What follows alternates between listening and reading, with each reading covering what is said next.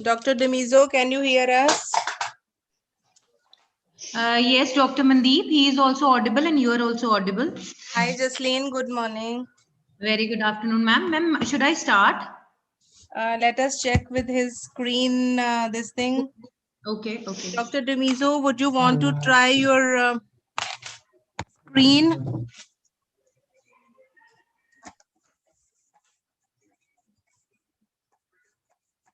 Jasleen, I can't hear him talking. Can you? Can you hear me? Yes, now I can hear you. No, perfect. And now I can see you also. So you can test your screen sharing. Then we can start. Okay. Yes, sir, it's visible. It's visible. That's perfect. Okay, sir. Dr. Demizo, we are already live on YouTube, so we can start. Okay. No, thanks a lot. I must say thanks a lot for the opportunity to come and engage on this session. I'd like to welcome everyone to this particular Okay, sir. session. Wait. Let me introduce you to the audience, please. Oh, okay, perfect. We'll start with the prayer also. No, ma'am, we are not doing the formal Shabbat today. We'll just remember Almighty in our hearts. Okay, Jasleen, Dr. Dumizo, we will formally inaugurate and you will be introduced. Thank you. Yes, Jasleen, Dr. Jasleen, please continue. Okay, ma'am.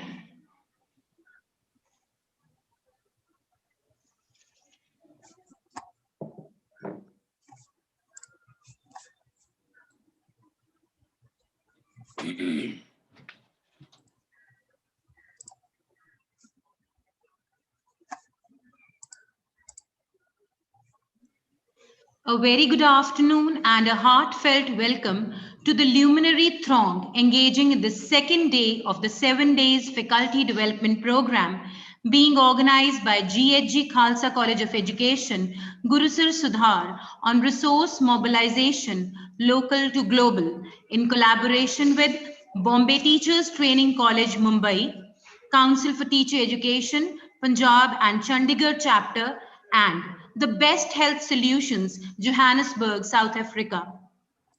Dear participants, yesterday, that is on the day one of this 7 days FDP, we had a meaningful and an inspiring inaugural address by Dr. Kushwinder Kumar, President of Council for Teacher Education Foundation, Punjab and Chandigarh chapter. Sir talked about the significance of research in overhauling the Indian education system.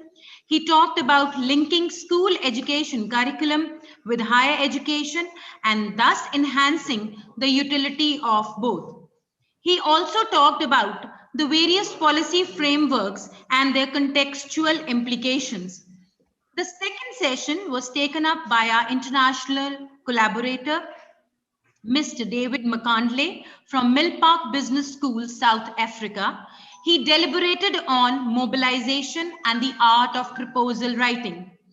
Mr. David, through his discourse, he defined resource mobilization and also highlighted upon the key resources in the mobilization process, be it human resources, finance, material resources, or knowledge. Then he talked about the key aspects of resource mobilization, the anchors for resource mobilization, and the different resource mobilization strategies. At the end, he talked about the challenges being faced for resource mobilization by organizations. Today, on the second day of the Faculty Development Program, I take up the honor of welcoming on this e-podium our esteemed resource person, Dr. Dumizo Shuma, Public Health Specialist from the Best Health Solutions, Johannesburg, South Africa. Sir would be deliberating on responding to calls for proposals, local and international funding sources, and human resources, local and international collaborations. I would now call upon my revered colleague, Dr. Rishpal Singh, to open the window of Dr. Dumizo's profile so that we know him better.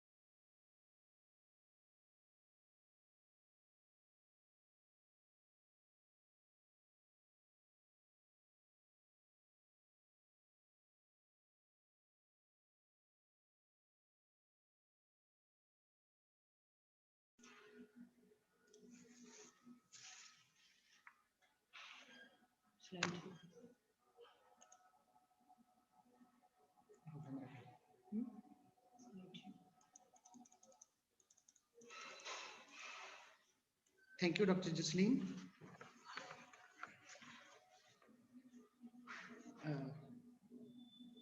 Am I audible, Dr. Mandeep Kochar ma'am? Yes, Dr. Ashpal, we can hear you. Thank you.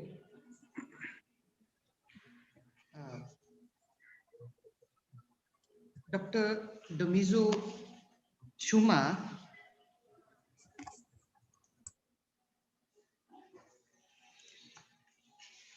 Sir has awarded as the best student during his qualification MBA. Dr. Domizo Shuma completed his doctorate in 2017 from University of Nicaragua from 2013 to 17. Dr. Domizo has credit of 15 courses, including short courses as well. He has work experience with various international bodies in South Africa, Botswana, Swaziland, and Zimbabwe, and research collaborated with a dozen of the countries, starting from South Africa to United States of America.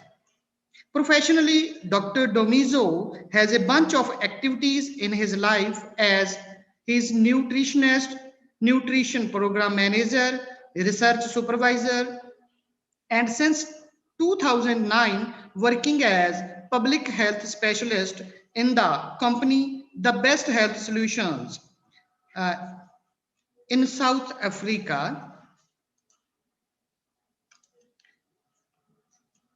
Sir is proactive in writing monographs, book chapters, book reviews, and many books. The first book is integrating nutrition and HIV programs that were released in 2011, and second is quality management systems in secondary schools.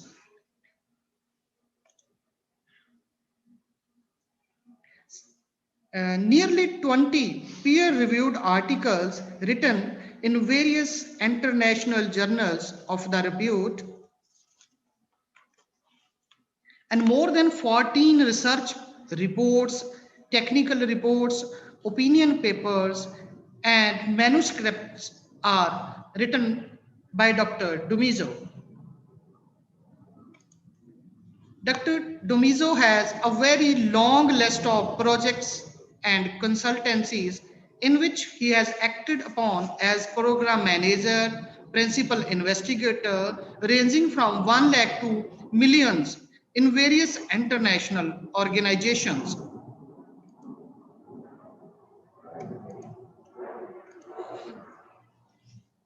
Sir is supervising PhD students and so many master students for their research work. Here is a list of the students which has supervised by Dr. Domizo. Dr. Domizo is peer reviewer since 2014 to tell date in various international journal of repute like Dove Press and Oxford journals. Doctor has membership in professional bodies, organizations, and boards. Thank you, sir. We welcome you in this FDP, 7 days FDP. Over to Dr. Jasleen Kaur. Okay, sir. Dr. Domizo, sir, you can start delivering the session. Okay. Thanks a lot. Thanks a lot for the warm welcome. Can you guys hear me? Yes, Dr. Domizo, we can hear you. No, perfect. I must say that it's always an honor to be invited to give talks in this particular international forums, particularly on the subject of resource mobilization from local to global. I must say that I would want us to engage as much as is possible in today's session and try and share some of the best practices and some of the experiences that we've had in the past years in our road to the resource mobilization process. So basically what I'm going to be talking to are going to be what I would like to classify as the nuts and bolts of mobilizing resources. So the finer detail around how we need to mobilize resources, the processes around mobilization of resources or mobilization of funds.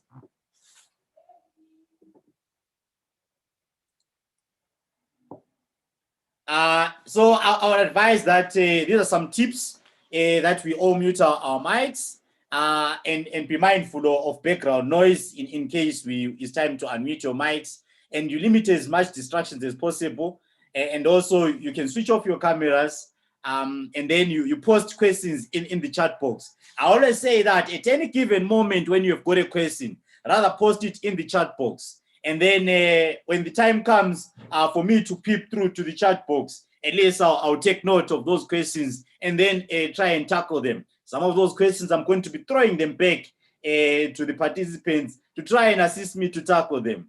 But feel free to throw in any questions at any given moment so that I can tackle them during the breaks. I must say also this session, I'm going to be also throwing questions to everyone to respond. So I'll be expecting responses in the chat box. So it's very, very important that whenever I pose a question, please share your ideas, share your experiences, share your challenges, share your thoughts around what has been happening in your field, what has been happening in your area, what has been happening in the different walks of life in relationship to the question that I will have posed.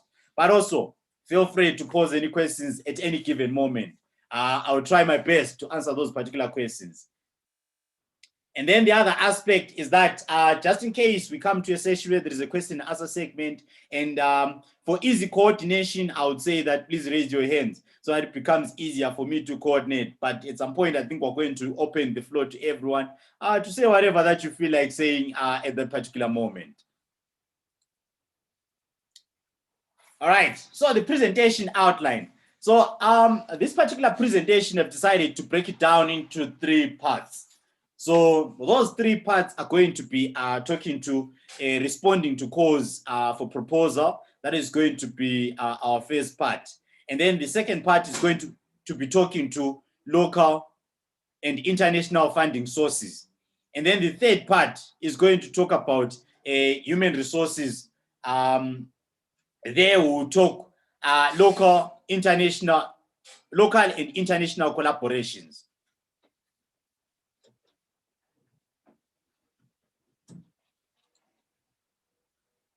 All right.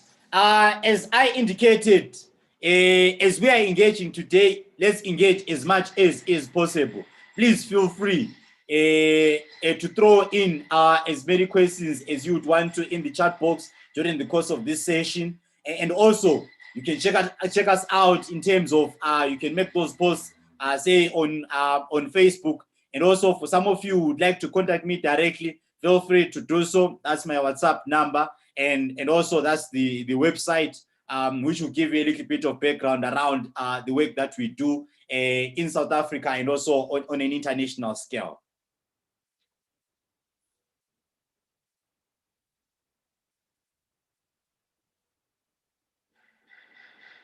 All right.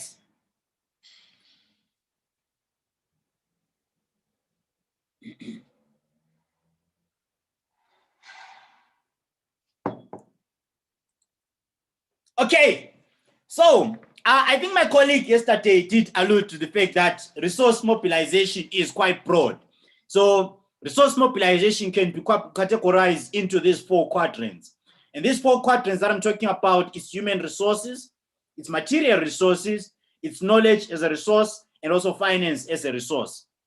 For today, our primary focus is going to be finance as a resource. But we're going to be showing the interlinkage between these 4 quadrants, the linkage between the human resources and how it can assist you in terms of mobilizing your financial resources.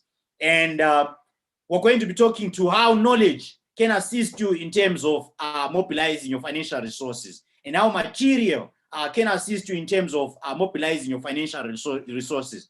Because the most common resource that all the time when people talk about resource mobilization, the most common resource that people talk about is financial resources, because they say money makes the world go round. So it's very, very important that we tackle this subject and we tackle it to detail. So we'll be talking about the nuts and bolts of mobilizing financial resources. We'll be going into details around how do we need to go around writing proposals. How do you put together a call for proposal? How do you put together a response to an RFA or a request for application? How do you put together a team or the human resources that we would need for us to undertake a certain task? What kind of expertise do we look for? What kind of skills do we need in this particular team? What kind of experience do we need in this particular team? And then we'll be talking to the knowledge. How do we get to know about these calls for proposals? How do we get to know that the information that we're having in our calls for proposals is going to make us win? How do you put together a writing team that will generate the most ideal proposal, the most knowledgeable proposal? How do you put out a selling document that will, when taken out there, it's going to get us the funding, the much needed funding that we need? So these are some of the things that we're going to talk about when we are zeroing in on the finance aspects of resource mobilization.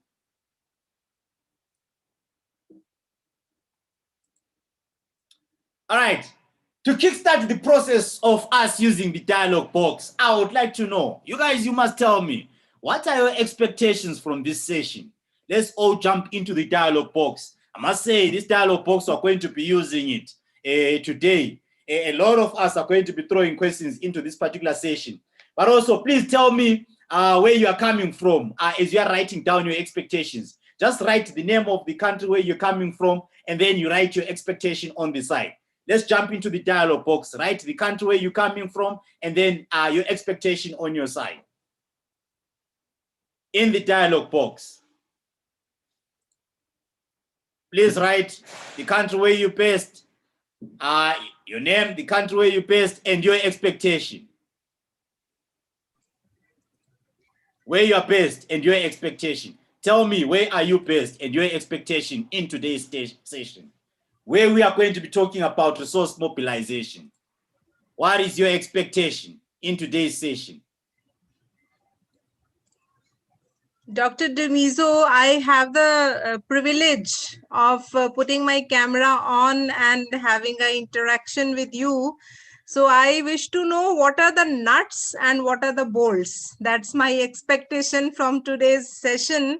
I really like the terminology. You said it, nuts and bolts of research project.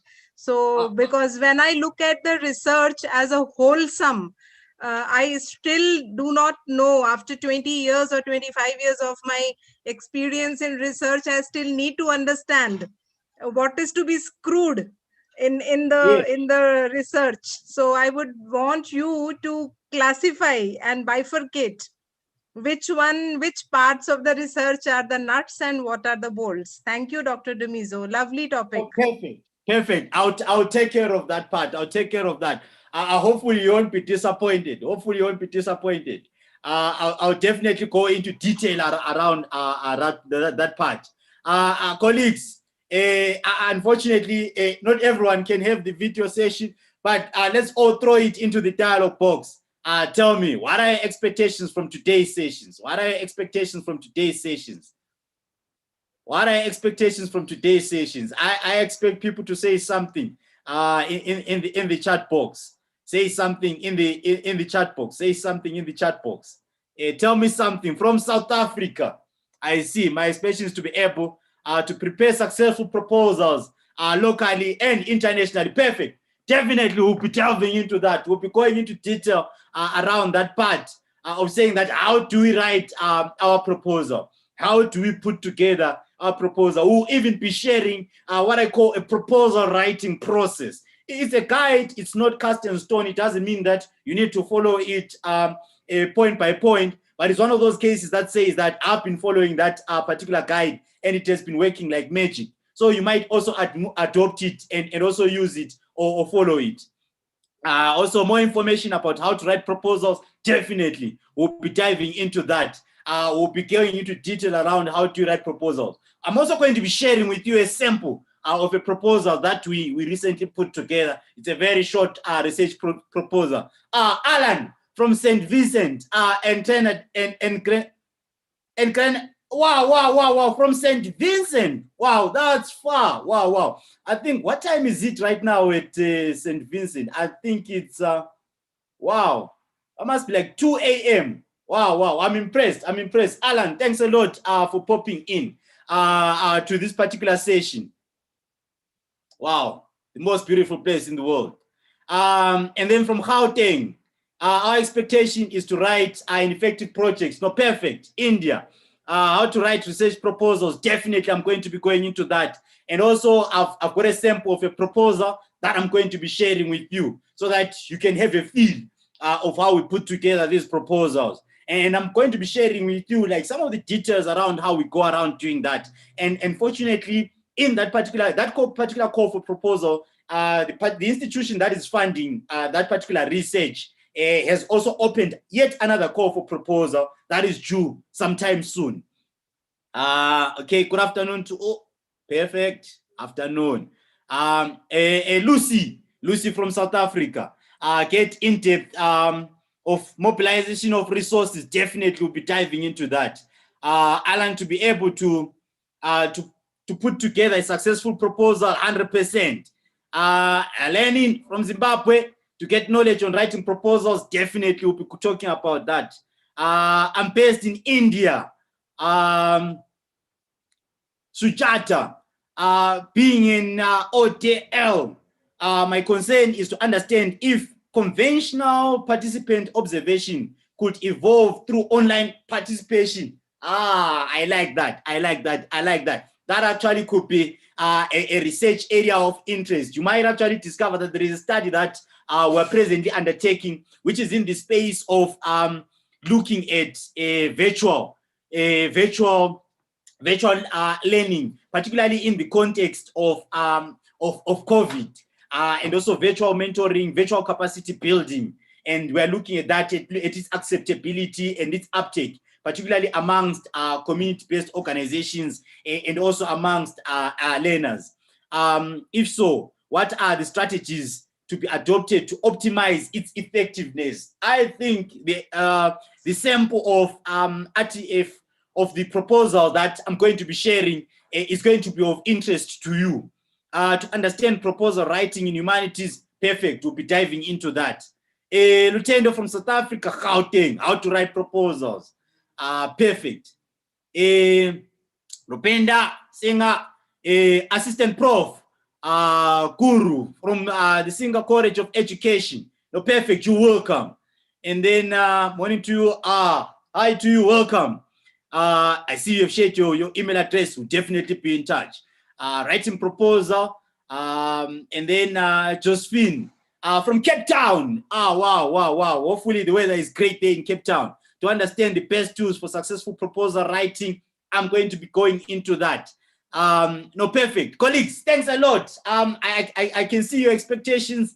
Hopefully I'll manage to meet your expectations. If I don't, please don't kill me.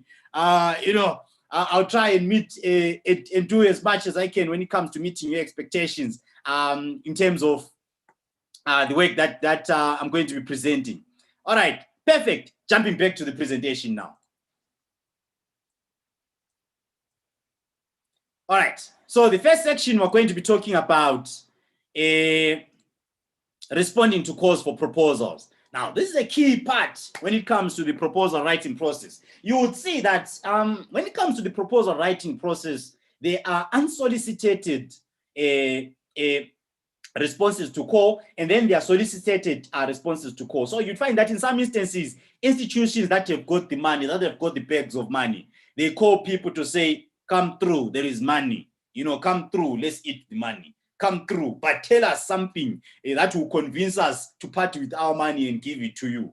So institutions always have got this thing of saying, we've got the money, we've secured the money, but this money must be used in this particular format. And then they put out calls for proposals, or they tell people out there and say, we've got the money, but come up with something that is convincing for us to part with our money and give it to you. Then in some instances, us as individuals or organizations, we have got a problem at a community level. And then we go like, we need someone to pay for this.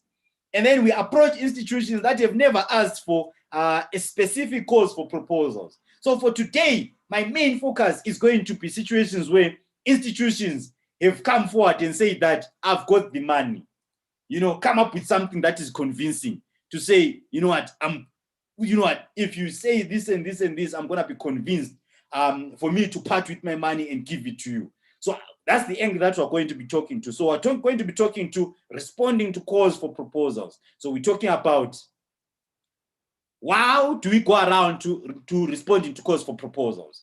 Now, this is a basic step in terms of grant writing process. So I'm going to be using these terms interchangeably, though they mean totally different things. I'm going to be calling them grants. I'm going to be calling them funds. I'm going to be calling them financial resources. I'm going to be calling them research proposals. I'm going to be calling them using different terms or project proposals or program proposals.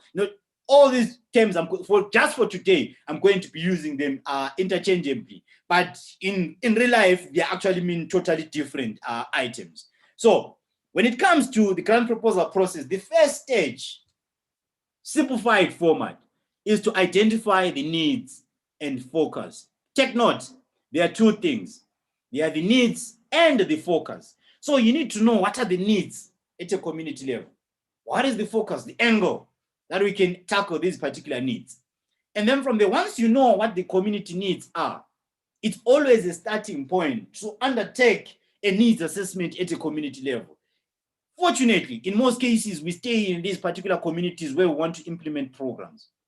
So it's easier for us to come up with these particular needs, or for us to take note of these particular needs. It makes it pretty much easier for us to come up with these particular needs because we are already staying in these communities. And in that particular case, it becomes easier for us to collect the information. Either we're collecting the information or we are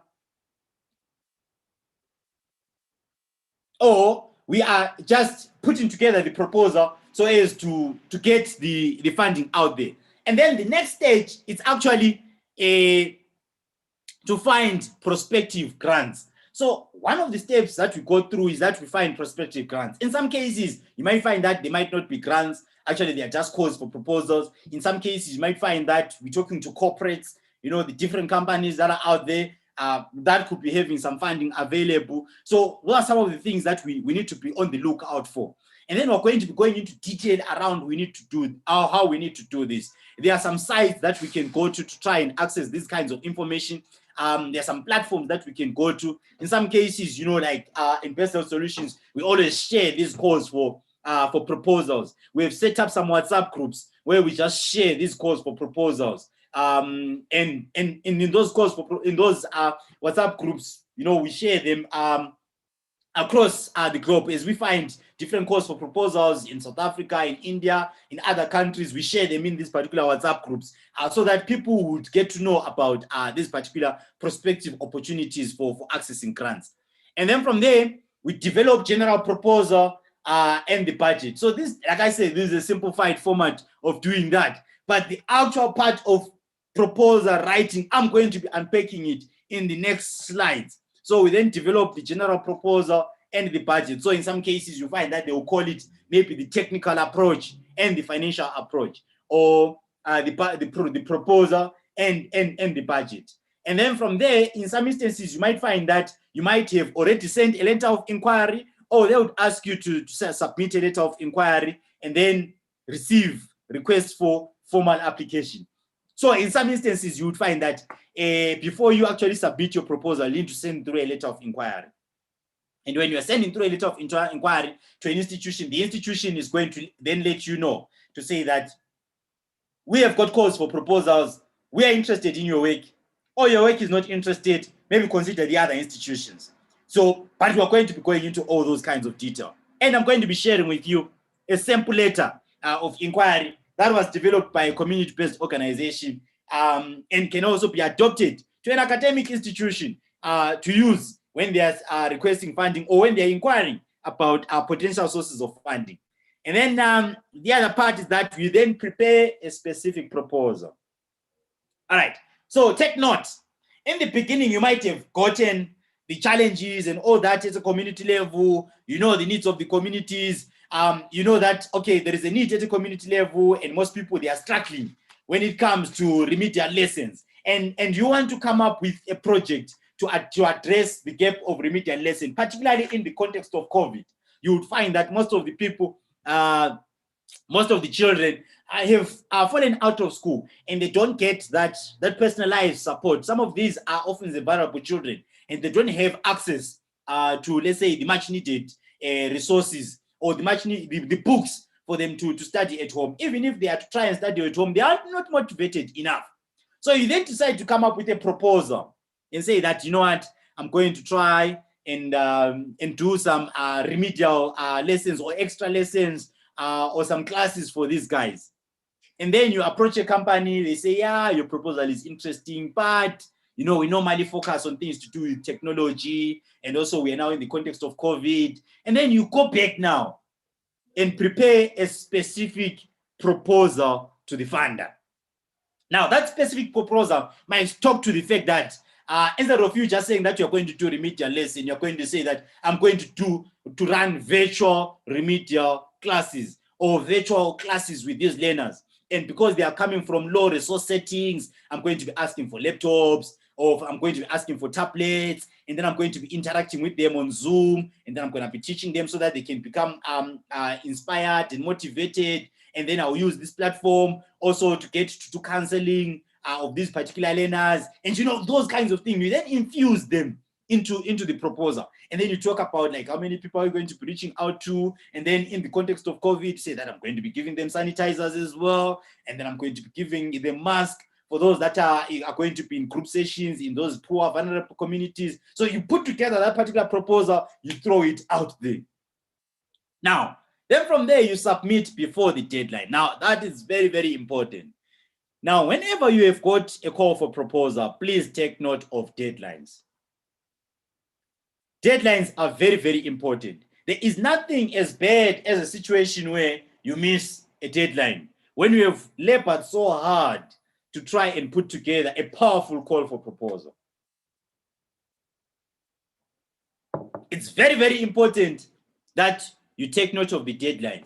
And then you work backwards from the date of the deadline. So you come up with smaller milestones. You come up with smaller targets that are going to be allowing you to meet that particular deadline. So you do small activities in between that will allow you to reach that particular deadline. And the good part is that I'm going to be talking to what are some of those potential small activities that you can do in preparation for the final deadline of submission. So it's very important that you take note of the deadline. You take note of when is this application due and what work needs to be done in preparation for this particular deadline. Because if you miss the deadline, it will be so painful. And in some cases, if you're working as teams, your team won't definitely they won't like it at that particular stage. And then from there now, it is out of your hands. What happens is that there is a review process that the agencies they go through where they review your work, and then from there you're going to receive award letters, and then in some instances, you know, you would get an accept or a decline. I must say that in most cases we get declines much more than accepts. So you need to get used to that system of saying that, you know, don't cry when you have received a decline, because remember there are thousands of people that apply for these kinds of grants. It so happens that in some cases you might be lucky, you know, you might be in the 1%. I know most recently we got another proposal successful where there were over 70 people that applied and we became part of the top 10. And you know, it was a point of celebration, but there are times whereby we don't get those the funding. You know, we submit 5 proposals and none of them goes through. But we don't give up. You know, we just keep on going forward and strengthening those kinds of proposals that we'll have written. So we go back to the old proposals that were not successful. We review them. We look at some of the, you know, the nuts and bolts that could be missing in those proposals. We update the literature that is there. We rework it. We infuse other additional information. And then in some instances, we also include other people in that so as to strengthen our team. So that's some of the things that you can do. So don't lose hope. Then in some cases, you come to a stage whereby they call it's a grant negotiation stage. So in some instances, donors, they would offer you and say, okay, we're going to give you maybe 1 million. And then from there, when you have agreed, and then you come to a stage which you call the grant negotiation stage, where you say, okay, yeah, we wanted 1.5 million, but since you've given us 2 million, we'd like to lower the targets, we'd like to do this, we'd like to change here. Also, we applied for this when it was pre-COVID. Now there is COVID. So we would want to have a situation where we make some changes. We include some masks, we include some sanitizers. We also include some IEC material to educate our teams around COVID. So donors have got that flexibility to say that, you know, let's talk. How do we best undertake this particular task at hand? You know, considering the fact that in the current context, what are the changes that have happened in the sector, and how do we move going forward? And then from there, you are supposed to carry out your project, and then that's the time where most people they begin to celebrate because it's time to spend the money, which is the perfect time. It could be a research project, it could be a project now, you are beginning now your remedial classes, or whatever intervention that you would want to undertake at a community level. And then from there, you file reports with the funding agencies. Now, that's a very key part. And in most cases, I always say that our projects must never end with just report writing to the funder. In the process of undertaking our programs or our projects or anything that we're presently implementing, we need to infuse research.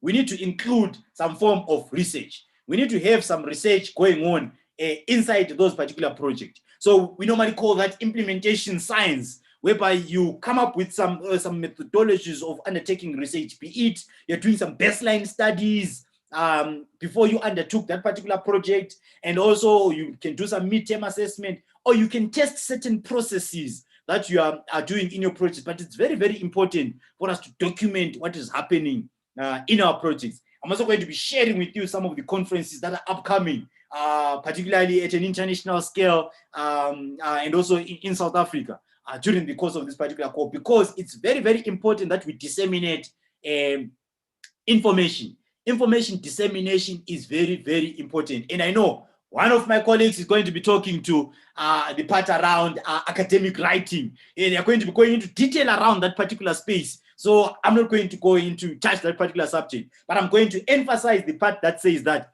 academic writing of articles writing of abstracts, dissemination of the nature of work, documentation of best practices and dissemination of information. It's very, very critical in terms of the work that we do, be it at our colleges, be it in our community-based organization, in whatever settings that we find ourselves in. So we need to make sure that we disseminate information, and we can do it by merely writing abstracts, and not only from the part of reporting to the donor. Reporting to the donor is key, but also we need to put together abstracts. We need to put together articles based on our work, because that is the only evidence that lasts longer than a report to the donor. Publications, they last longer than a report to the donor. You find that with publications, you never go wrong. You always, that information would last longer, because you need to always contribute to the body of knowledge. Contribution to the body of knowledge is very, very critical. And it's always one of the questions that the funders are always interested in. What are you going to do with the data? What is going to happen to the data when you have implemented this particular project? Perfect. Now we are going into a process map on how we actually need to write these proposals. Whew.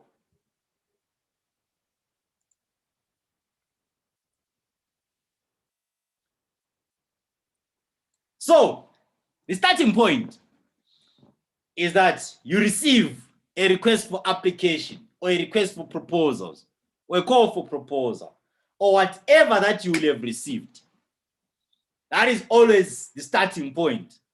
So you find that you've received your application, your call for applications, your call for proposals, and then as soon as you receive it, the first thing that you need to do is to go into the details of the terms of reference. Terms of reference, they are very key. So we need to jump straight into the terms of reference. Now that is a good starting point when it comes to the proposal writing process. You need to read the terms of reference in detail. Now, in my case, I always print them out. Then when I've printed them out, I mark with a pencil, so that I say, okay, these are the key things that they are expecting. This is the eligibility criteria. So in some cases, you would find that the funding agencies, they have an eligibility criteria. It's important. You need to know which areas are they funding. Are they funding internationally, or they are only funding in the UK? Are they only funding in St. Vincent, or they are funding in Nigeria? Are they funding in India or in South Africa? Do they allow for multi-country studies? Do they allow for collaborating partners? You need to know in terms of detail what is expected in this particular call for proposal. Do I have the prerequisite skills? Should I be hunting for additional skills? So as you are skimming through that particular document, a lot of questions you're going to be flagging them out. And some of those questions, I'm going to be highlighting them in this particular process map. So this process map serves as a guide for my proposal writing process. So for the past donkey years, I've been using this process map in trying to, whenever I'm putting together a team, whenever I'm putting together a proposal, I use this particular process map. It serves as a guide. It gives me some, some checks and balances, so that I've got a standard way of doing things. And in that way, I don't sweat much when it comes to the proposal writing process. All right. So I skim through the document. When I've done the skimming through the document, that's the part where I am reading it actually in detail to make sure that I understand all the concepts that are there, all the terms that are there, and what is their expectation. What qualifications are they looking for? What backgrounds are they looking for? And then from there, is this in line with the NGO activities? I'm giving an example of an NGO, non-governmental organization activities. At some point, I'm going to tell you why I'm using these NGOs, because there is a part to do with collaboration. You might say, is this in line with our academic institution activities? Is this in line with our school activities? Is it in line with our community-based organization activities? Is this in line with our church activities? Dependent on which institution are you writing for? But the idea is that we need to make sure that it is aligned to our organizational goals, objectives. Is it something that is directly in line with our organizational goals and objectives? Now, if it's not in line with your organizational goals and objectives, then you need to cease interest in that particular document. Don't waste your time on a call for proposal that is not in line with your interest. Because remember, you are going to put together this proposal, and then you are supposed to go and implement this project. When you implement this project, if it's not in line, in as much as you might have secured the funding, your institute might not provide you support, the much needed support for successful implementation of the project. So it's very, very important that for you to obtain institutional support, make it a point that it is aligned to the organizational focus areas. So it must be aligned to the organizational focus areas. And then from there, in some instances, you might find that they've indicated a budget to say that, okay, the budget for this maximum is going to be 5 million or it's going to be 3 million. Now, you might need to make that decision early to say that, is this budget too much for me or is too little for me to implement the project? Now, there are some instances whereby you find that a budget can be too much for you, be it you're an institution or an individual. So if you're a growing institution and you have been operating at $500 and suddenly now there is a $10 million grant, that might be a big grant for you. So you might consider, collaborating with other partners. But if the budget is too small, you might say, hey, you know what? I'm not interested in this particular grant if the budget is too small. Because if the budget is too small and you end up not being in a position to deliver, that will reflect badly on you. So it's important that we look at the budget to say roughly how much could be this budget. And then in some instances, you find that the budget has not been flagged out. So then you proceed with the steps when it comes to the particular a proposal. However, in some instances whereby you find that the budget is not enough, you might decide to go for it if it is complementary funding. Complementary funding means that, let's say for right now, I'm doing some remedial classes for orphans and vulnerable children. And then I want additional funding to top up the work that I'm presently doing, or maybe to infuse the research into the work that I'm presently doing. Then from there, that additional funding might not really, make a significant change when it comes to an increase of manpower. I don't have to hire additional staff. I just use the same staff. The only thing that I'm doing is that I just add a few things in terms of the work that they will be doing. So that is like complementary funding. Those are some of the scenarios whereby you've got complementary funding. So you don't need really funding like the total funding for the full project for it to function, but it's just complementing your existing project. Now, in cases whereby the budget is adequate, you then go to the next stage, where you look at, does the NGO or the organization or the company or the department of the school have adequate manpower? Now, that is very critical.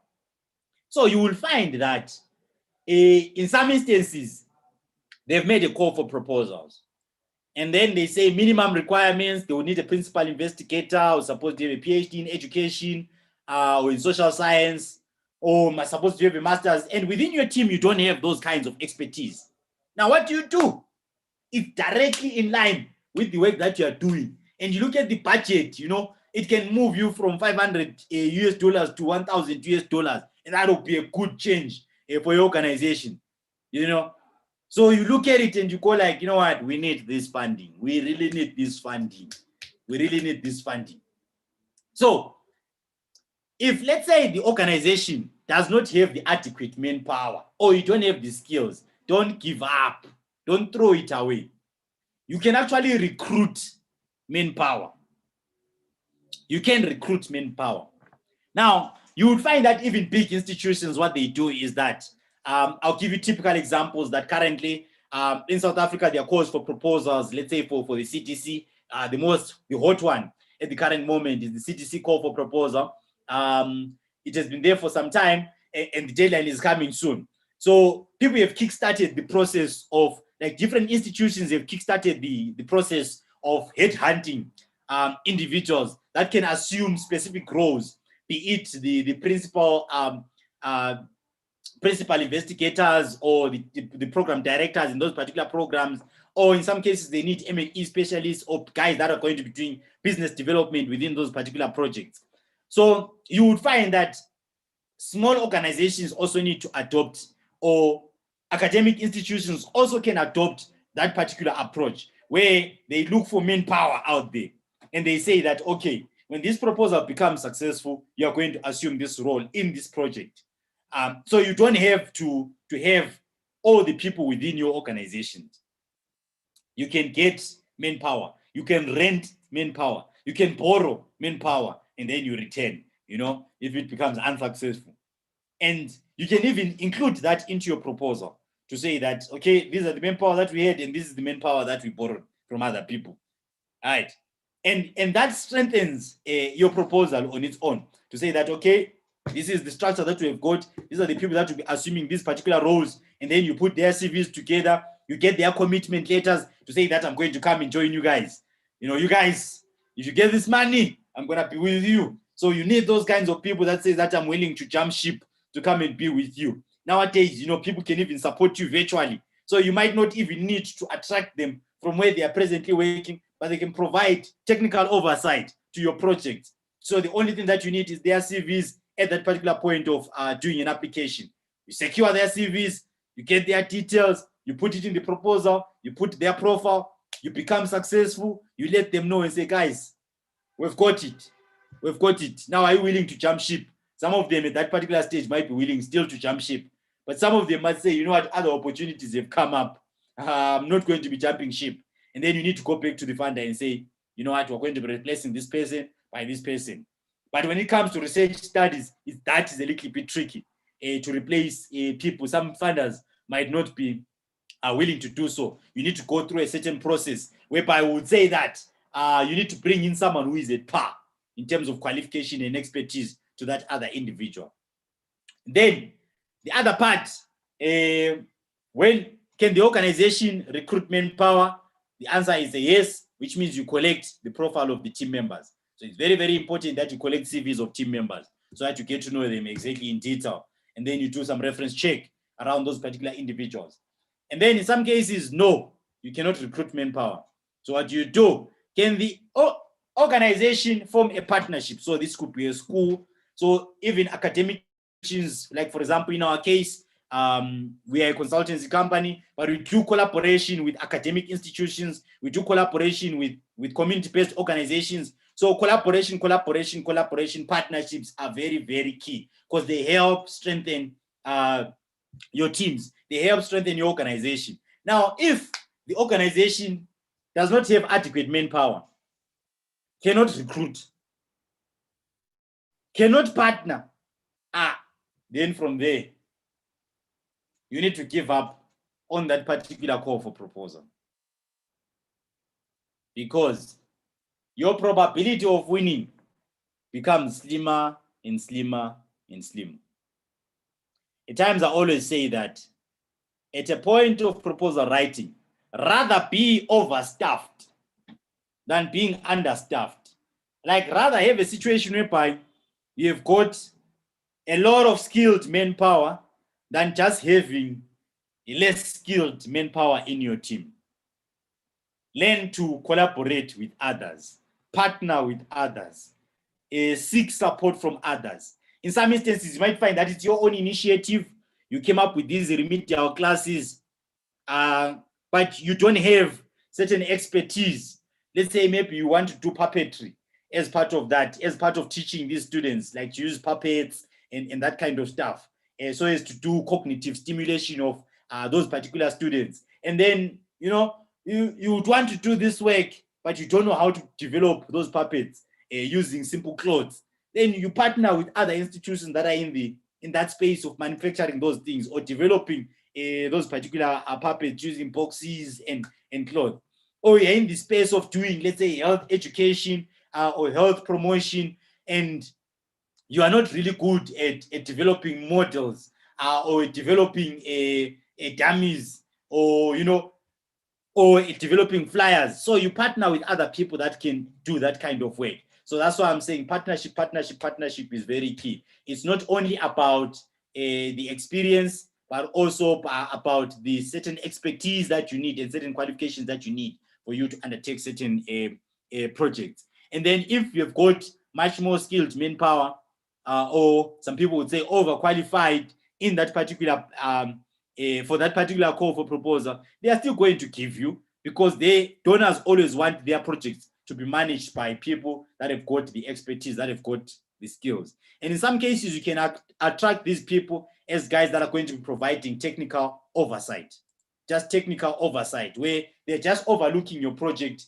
and then they are making sure that if, let's say, you're doing research, there is scientific rigor, and they assist you in putting together or panel beating your proposals. They assist you in panel beating your reports, and assist you in panel beating your presentation so that they can look presentable. So at times you need those kinds of people with the technical know-how or the technical expertise. And then you collect the profiles. Now, the next stage is now to draw up a structure of the team, because now you understand the expertise that you're having in the team. The next phase is for you to draw up a structure. Come up with some structure of how you intend to arrange these people. Institutional arrangements are key when it comes to the implementation of projects. So you find that in some instances, you have got the technical, or the terrain, the community. The community, the challenges that are faced in the community, but you don't have the expertise when it comes to a certain research methodology or in research, and you want to apply for a research grant. I always say that research grants are not only meant for academic institutions. Research grants, even community-based organizations can apply for them. Even colleges can apply for research grants. Even individuals can apply for research grants. So you find that you want to apply for this particular research grant. And in the process of trying to put together that particular research grant, you need to think about who's going to be the principal investigator, who's going to be the program director. Now, in some instances, you find that you've got a multi-PI, where there are two principal investigators in one a project. In some instances, you find that there is a principal investigator and then there are co-investigators. Now, in cases whereby there are two principal investigators, you need to separate the duties of those particular investigators, and it must come out clearly how you've separated those. And how do you do that? You need the profiles of the team members. So the starting point is for us to have the profiles of the team members. Once you've got the profiles of the team members, it will then assist you to have a structure. And I must say that the fact that you initiated the idea, it doesn't mean that you should always take a leadership role in that particular team. There are some instances whereby I initiate an idea, but because it's not my area of specialization, I get someone else whose that area of specialization is. And then I get them to take a leading role in that particular proposal, because they have got the qualification. Like most recently, there was one where we needed someone with a PhD in education. So we had to get someone to come in and assume that role and take a leading role in terms of undertaking that particular proposal. So it doesn't mean that if I initiate the idea, or one of my team members initiates the idea, then from there automatically they need to be the ones that are on top of the structure. So you need to look at qualifications, you need to look at experience, you need to look at expertise, you need to look at the requirements from the funder. In some instances, you find that maybe you are the director in an organization. It doesn't mean that you should automatically become the director of the project or the program director. No, you can get one of your team members. You know, I know like in the some of the places where I've worked in, you would find that the director is an old lady who started this particular community-based organization, and then from there they then decide to collaborate with an academic institution. As they collaborate with an academic institution, be it a college or it's a university, they then get an academic, or they then get someone from that particular academic institute to come in and become their principal investigator, or they come in and become maybe their program manager, and then they report to this director. So the director then has got the backing of this skilled manpower. So when someone looks at their management team, they look like a strong team. So it's very, very important that we make it a point that we build strong teams. And that is why CVs are important.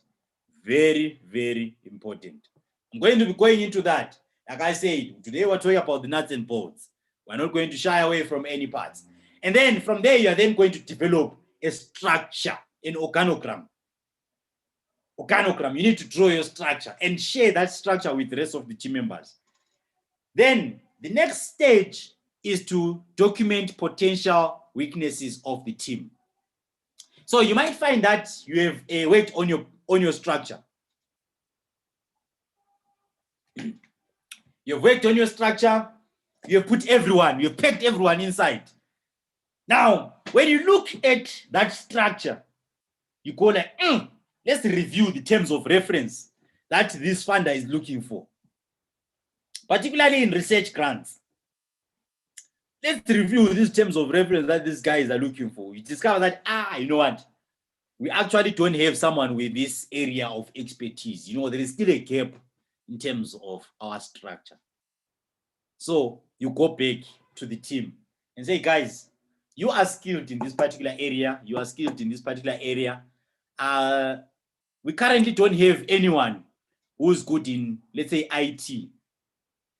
Because we're going to be doing virtual remedial lessons, we don't have anyone who's skilled in that particular space, who is going to assist us when a student, like backstopping, who is going to be assisting us when a student gets stuck with their tablet, who can do the repairs.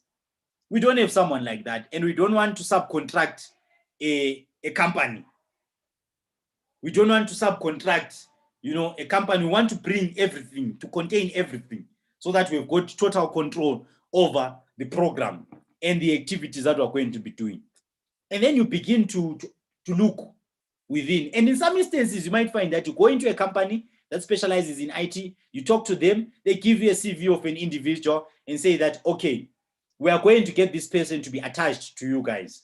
Whenever you need these services, you're going to be giving them a certain amount, be it as a consultant or be it a fixed salary every month. And also you come up with an estimation to say, okay, in terms of the need, this person, how many hours are we going to need this person? Do we need them daily? Do we need them 3 times a week? Or we just need them for setting up like 2 hours before the start of the session? And during that particular session, since we're holding 3-hour sessions, and we normally hold these 7-day sessions over a period of so much. So we look at all those aspects as we are setting up and say, rework our structure. We infuse those people into the structure. Now, which means we are slowly collecting information to do with how much will it cost us to get this manpower? How much will it cost us to have these resources? Now, from there, once we've got our team, we then identify solutions to strengthen the team, which means going back and forth around that. And then you establish the writing team. Remember, at this particular stage, you have not even started the writing process, because you want everyone who is part of the team to be actively involved in the proposal writing process. Now, the major weaknesses for most organizations, institutions, academics, or individuals is that they want to work alone. I don't know where that culture comes from. The culture of working alone and is never going to take you far. Collaboration, collaboration, collaboration. Partnership is key. So when you are writing your proposals, divide the work. Align program-related items to the program-related people. Divide the work. Come up and say, okay, this section requires someone who's good in M&E, in monitoring and evaluation. Let it go.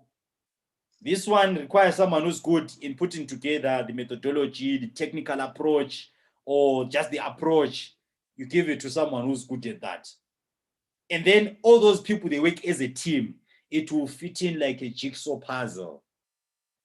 By the time you wake up, you will have produced a very powerful proposal. So you establish a writing team and you allocate roles and responsibilities. And then the next stage, now I must say that this stage we're going to be unpacking it in full in the coming slides.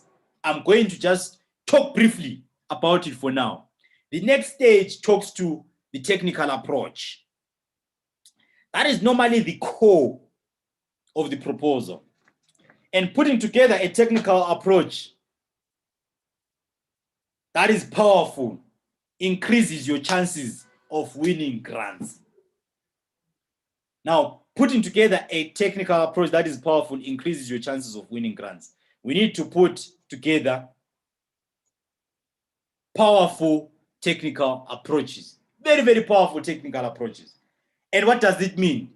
It means that you need to get your team to read, review your technical approaches. You need to ask. You need to consult literature. You need to ask other people. You need to look at guidelines. In South Africa, there's something called the National Strategic Plan, which is for the Department of Health. You know, at an international scale, they are called the COP19, the operational plans, you know, for the USAID and the Global Fund. And you know, they will give you some guide in terms of how we implement some of these projects. And also their sustainable development plans. So all those things are things that you can actually consult. You can look at and say, here, you know what? Here are some of the key things that I can pick up from these particular documents. So we need to consult these documents. Have a look at some of these documents. They are going to assist you. They are going to go a long way in terms of strengthening your proposals. So it's very, very important that we look at these particular documents. So outline services to be provided. So the starting point is for you to outline the services to be provided. It's a basic response to the terms of reference. So you just say, okay, the terms of reference say they want this and this and this. I'm going to do this and this and this. And this is how I'm going to do it. This is how I'm going to structure it. And in these particular areas. And then the other stage is to develop a conceptual model. I'm going to be showing you a sample of a conceptual model that we developed.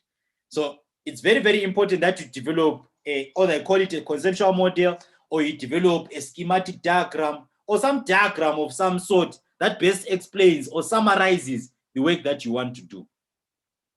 Then the other part that we alluded to earlier on is the project organogram. How are you going to structure this project? Remember, initially you would have developed a structure in terms of how you're going to implement this project. You've got in your teams. But now, based on the fact that you have come up with the exact conceptual model and the services that you're going to provide, you might discover that there's some modifications that need to be done in your structure, in how you're going to be implementing your project. So it's very, very important that you relook at your structure. And then you see to it to say, oh, okay, this is how I was planning to do it. And these are the modifications that I'm planning to do because this work, it will require so much manpower. It will require so much of this and this. So that's how important that part is. And then from there, you then develop what you call the logical framework or the log frame. Right. I'm going to be talking briefly around that when it comes to the log frame development, because you find that most of the programs that we write, or most of the proposals that we write, there is always these terms that you find where they'll say goals, objectives, activities, outputs, outcomes, and impact. And then in some cases, you would find we've got the means of verification, we've got the objectively verifiable indicators, or just the indicators, and then you've got the assumptions. So we need to know those kinds of terminologies so that whenever we're writing our proposals, we don't swap them. We don't use them interchangeably, because that is one of the markers that this person, this team, they don't have the prerequisite expertise to write proper proposal. So it's very, very important that we understand those terminologies so that we can write proper proposals and we use the appropriate terminology whenever we're writing those proposals. All right. And then the other aspect is that we develop a detailed work plan. So implementation plan will be going into detail around that. Now, once this technical approach has been developed, you then go to share with the team. If you have divided your work, you might find that in a week, you are done with your technical approach. But remember, also check the timelines that are there when it comes to the proposal. In some cases, you're under pressure to quickly finish the proposal. So it's very, very important that you come up with steps to say, I'm going to start off with this, I'll follow with this, I'll do this, I'll do this, I'll do this, and then I'll do this by this particular timeline. You agree with your team. This is your implementation plan. On Monday, we're going to be all reviewing the call for proposal that we have received. But by then, I want everyone to be coming up with questions. To say, what questions do we need to ask the donor? Additional questions. Some donors, they are willing to engage. Actually, most donors are willing to talk. You know, you ask them questions to say, yeah, we've been thinking of putting this and this and this together. Do you think that it will be aligned to your scope? Because your scope is saying this and this. Points of clarity. Does this align to that? Most of the international donors, they are quite open to those kinds of engagements because they want as many people as possible to apply for their calls for proposals. So it's very, very important that we engage with the funders. And then on Monday, we're going to be meeting as a team. We're going to be collecting everyone's questions who is the part of the proposal writing team. What are the questions that you want to? Points of clarity. What we need to be asking the funders. You know, that kind of stuff. On Tuesday, everyone will kickstart the writing process. We're giving you guys 2 days. You're going to be writing your section. All right. The guys that are going to be writing the log frame, you need to meet the 3 of you. And then from there, you're going to come up with 3 objectives. And then those 3 objectives, you're going to go separate ways. On Thursday, you guys are going to be doing the narration of those objectives. And then from there, that implementation plan needs to be developed by the other team and all that. And then you come back, you meet again. There must be a lead technical writer or a lead proposal writer who coordinates that activity. And then we make it a point that everyone is on time when it comes to the implementation of the project.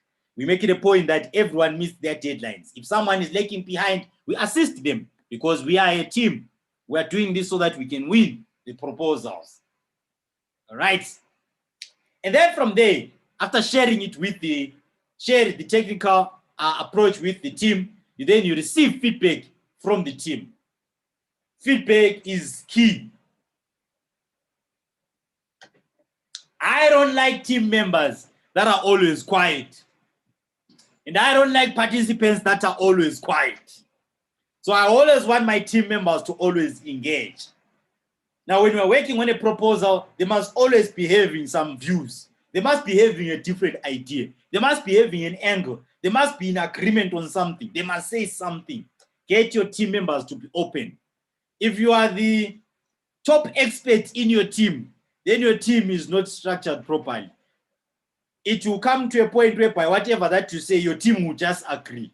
You must get your teams to say, you know what, I differ on this. I think this and this. The current literature says this and this. Get your teams to be widely read. I'm going to be sharing with you a certain platform that we always use to seek information at an international scale. It's actually a reference management tool. So it's one of those tools that we use when we are looking for literature, and we can easily reference literature. And that's where we keep our references and all the documents that we gather. So we keep a central repository for gathering information. So it's very, very important that you also develop your own repository for information. And you get your teams to be always at the top, to get to know what is happening in the sector, what is happening in the field, what are some of the challenges that are being faced in the education sector, in the health sector, in the environment sector. So depending on the field that you are working in, you need to be always up to speed, have the latest information. And for you to do that, you must push your teams, to always have that quest for additional information, to always have that quest for information. All right. And then from there, you receive the feedback, and then you improve the technical approach. So it's very, very important that when you get the feedback from your teams, you infuse it into your technical approach, and then you share your plan with the finance teams. Now, remember, all this time you didn't have an implementation plan. You didn't have the activities. It's only up until you have got now the activities, you've got your technical approach, you've got your implementation plan. Now you can then involve your finance team. Your finance team can kickstart the costing process. Very, very important stage. So the finance team have been briefed before to say there is this call for proposal, we're likely to be doing this, but they've not started the costing process. So they need adequate time. And that time is very, very important, because they need to cost this whole project based on the activities. We are going to be talking briefly around how can they go around this costing process. And once they've done this costing, they share, the finance team, they share the draft. On the other hand, the other project teams, they are busy with developing the work plans, the detailed work plan, and then they are assigning tasks to staff, or roles to staff.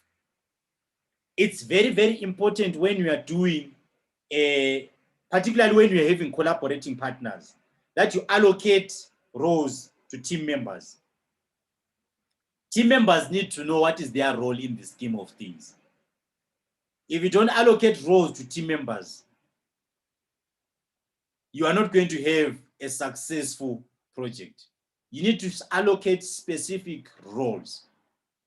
In some instances, you might find that you've got staff within your organizations and you're allocating them certain roles, and then you need to move them from some of the activities that they are doing to focus on that particular project. So it is very key that whenever we are allocating roles, we take note of that. To say, okay, this one is busy with this other project. Now I want to allocate them to this particular role, and which means that that project is going to suffer because they are going to be focusing on this particular part. So we need to allocate those roles and discuss with our team members to say, you know what, this is the role that you're going to be taking in this particular project. It's going to take so much. Are you going to manage to deliver as per the request from the funder if this thing becomes successful? So you allocate those particular tasks and you share the tasks assigned to the staff. So make it a point that you communicate that to the staff and you receive feedback. Communication is important. It's not an issue of saying that you are the head of the project. You allocate, everyone is supposed to agree. In some instances, people are overwhelmed. People have got personal issues. People have got other social aspects that are affecting them. Let's be cognizant of that. People are not willing to go to the field, and you want to take them to the field. They are saying, no, I'm not going to do this work in the field because of COVID. I've got other comorbidities. So those are some of the things that we need to factor it in this dynamic situation we find ourselves in. All right. And then from there, you improve the technical approach and you insert the other sections. So which means now you merge the two. You begin to merge the technical approach and the budget. Now, on the other hand, some donors, they always ask for us to identify, to come up with letters of support. Basically, letters of support are like reference letters. Now, it's important that all the time when we are doing any work, we seek reference letters before the donors request for reference letters. Now, the good part about requesting reference letters is that you don't put the people that you have worked with under pressure. Because when you are asking for reference letters at a point where you are now writing the proposal, it's too late. It's already too late. In some instances, you might find that you did work with these people maybe 2 years back, maybe 3 years back. Now that work is becoming relevant. And in some instances, you might find that that person might have left that institution. So it's important that you do work, you ask for a reference letter. You do work, you ask for a reference letter. You do work, you request that, hey, is it possible that you can put something together for me so I can put it in my file that I did this work? Then they'll write something nice for you. And at that particular moment, you'll still be in good books with them. And then they write something nice for you. And then they give it to you. In some cases, they say, read this. Did I miss anything from our interactions? So it makes your life easier. You put it together, you submit it. So these reference letters, they come in handy. And also, when you're making submissions of these reference letters, give those people that did your reference letters years back some heads up to say, you know what, I'm applying for this and this grant. I'm just hoping that I'm going to be successful this time around. But what I'm going to do, I'm going to put that powerful reference letter that you gave me the other time. You know, that reference letter, I really believe that is going to take me to another place, you know, to another level, because you wrote so well about me. Already you are preparing them for the days when the funder comes and say, I'm doing a reference check. So it's very, very important that you give your references some heads up. In case you want to give your references some heads up, or you're doing it at an individual level and you are not sure about those references, you know, get to ask them. Say, what do you think about me? You know, do you think I'm suited for this particular position? There are some instances whereby you didn't do quite well in a certain project. You know, talk to your references and say, you know what, I know I didn't do well when I was implementing your project. However, these are some of the changes that I've done in terms of ensuring that I'm now much more efficient, I'm now much more effective. Would you consider giving me a reference based on the work that I did and the fact that now I'm doing quite well in this particular space, and these are the improvements that I've done? Because remember, it's always about relationship building. So we need to build relationships and maintain them. All right. So then from there, you put together your technical approach, your budget, your reference letters, you share the documents with the writing team. So it's very, very important that you share the documents with the writing team. So you put together your team, that team needs to review the work that has been done. And then from there, the next stage now is going to be to consolidate the proposal. So we need to consolidate this particular proposal at this particular stage. You consolidate the proposal, you put together the proposal and all the aspects that are in line with this particular proposal. And then you share the proposal with the other team members. All right. So it's very important that at the end of it all, you read through the proposal. There is an aspect to do with, in some instances, when different people write different components of the proposal, you'd find that the manner in which they write is bound to be different. So the manner in which different people they write proposals is bound to be different. So, but there must be one person who reads through, who is normally the lead technical writer, who reads through the call for the proposal that have been put together. They look at the budget, they review everything in line with the proposal to make it a point that everything is appropriately aligned, everything is written accordingly. And then from there, you improve the proposal in line with the feedback. Then you finalize all documents, and then don't submit a day before. Don't submit on the day of submission. You know, give it some time for you to submit your proposal. Submit at least, 2 days before the submission date.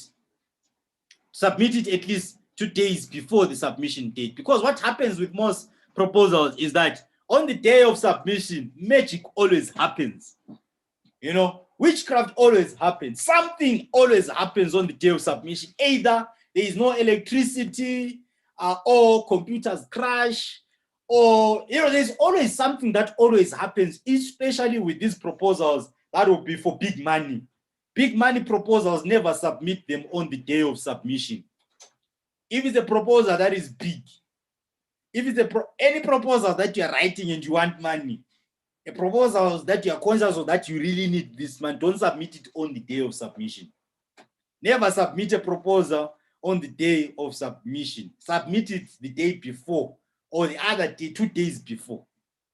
Because it's only an issue of an electricity cut or an issue of always work towards submitting, not on the day of submission, not on the last day of submission. It's very important that we make it a point that when we're doing our implementation plans for how we're going to write the proposal, don't wait up until you say, you know what, I'm going to work on this proposal up until the last minute. You will miss the deadline and you will stay with your proposal. The funder will never know about your proposal. So it's important that we don't submit our proposal on the date of submission. We submit the day before or 2 days before, preferably 2 days before the submission date. It gives you a breather. When you are submitting, you are not panicking. You check the documents that have been submitted. Did it go through? Yeah, it went through. Oh, okay, no, that's perfect. Did we include all the documents? Oh, yeah, we included all the documents. Did we number it correctly? Yes, we did. You have got time to breathe and you are relaxed. You don't have much pressure. Now, this thing of submitting last minute, you are bound to miss the deadline, which is the worst case scenario. You are bound not to attach certain documents, and that on its own, it shows that you might not be the best candidate. So you might be having the technical expertise. You might be having a good team. You might be having all the know-how in the sector. You might be the best educator. You might be the best implementing partner and public health specialist. But if you're always submitting on the day or missing deadlines, no one will consider you. It minimizes the chances of you accessing bigger funding. So it's important. Some of these donors, they note the dates when we make submissions. They note it down to say this one submitted on this day and their proposal was perfect. This one submitted on this day. This one submitted late. We are not going to accept them. And they would remember that, that one who submits late. So it's important. In some instances, you might find that they might not consider your proposal. They consider another institution. But because you learn and say, oh, they consider that institution, you go back to that institution, you go and learn from them to say, how are they implementing their project? How are they doing this? And then from there you say, oh, okay, this is how they are doing it. You begin to run a parallel project to them.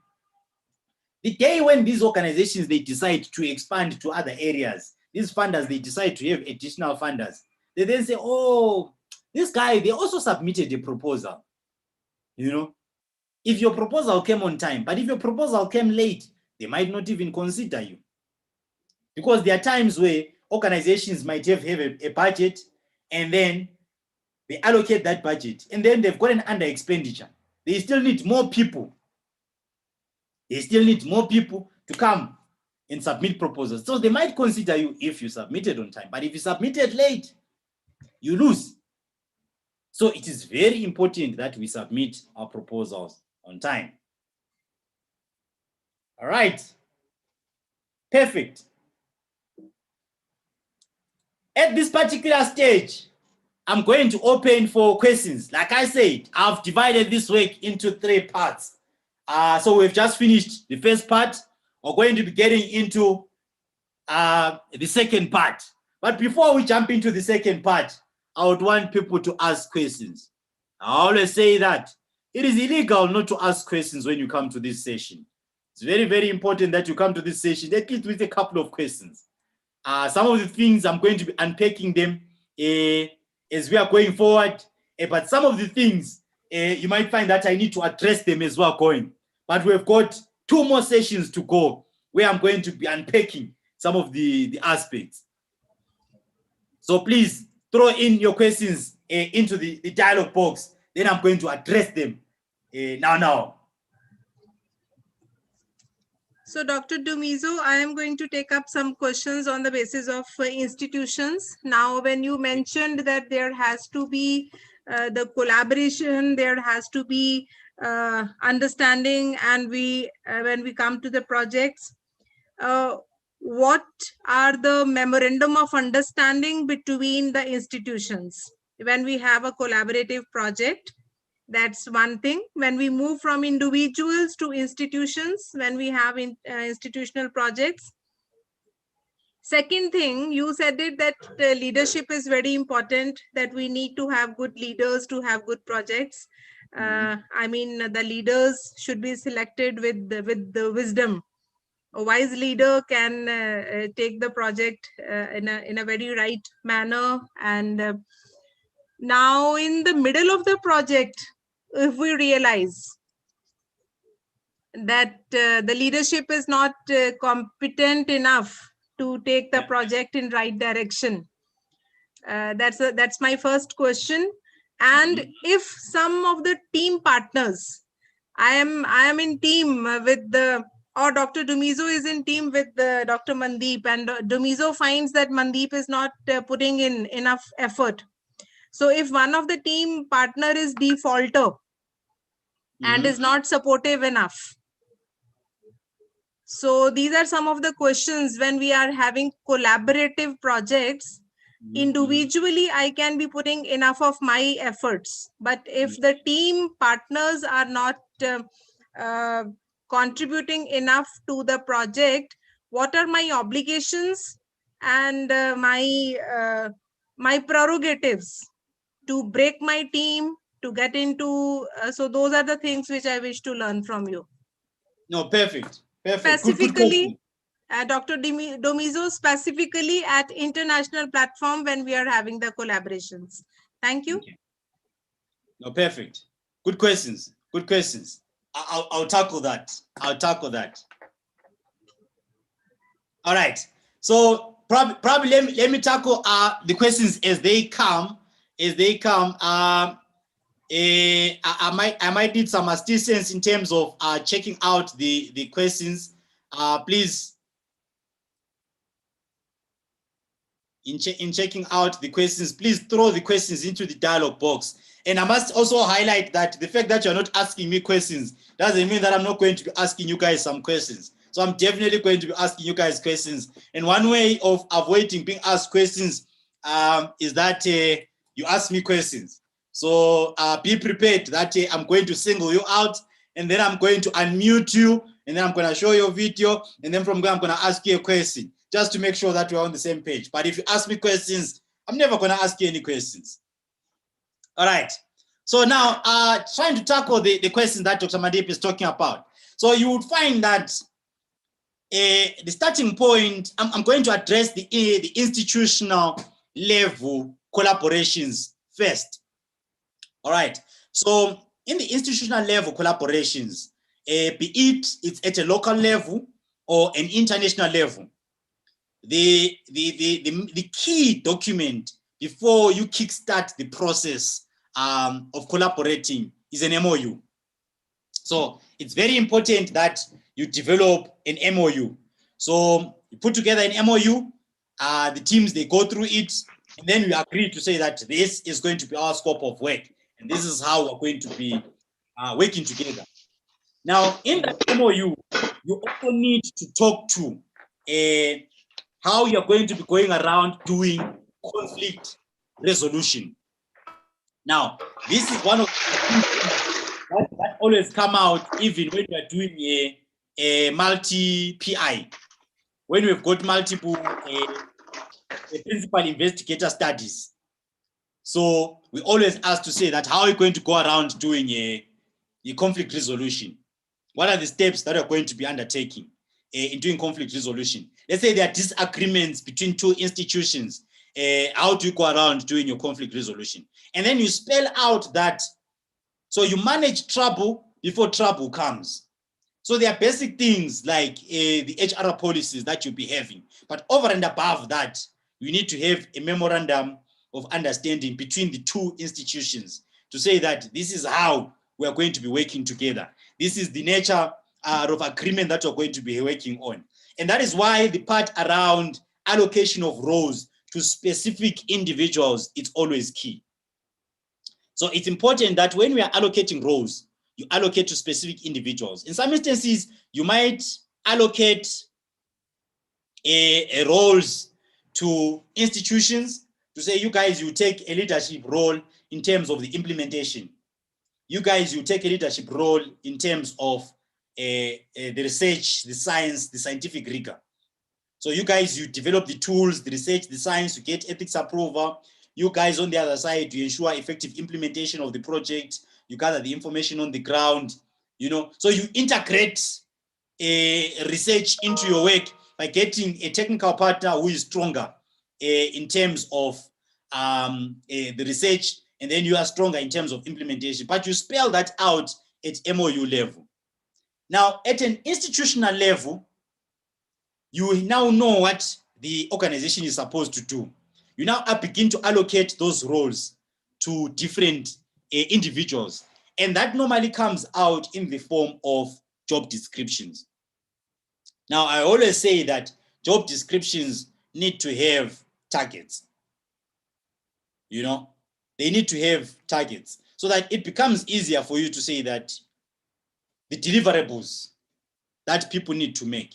So you say, okay, when you are doing this work, these are the deliverables that you are going to be coming up with monthly reports. You're going to be having bi-weekly meetings. You're going to be having biannual meetings. You're going to be having briefings with the stakeholders.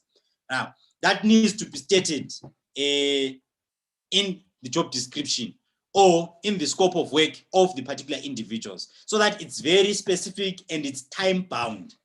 So the work that needs to be done needs to be time bound. And then the second level is the part to do with the quality of work. Now, the main challenge that most people face is that you'll be having people that are inside your organizations, you've given them job descriptions, but those people are not skilled enough to undertake that particular task.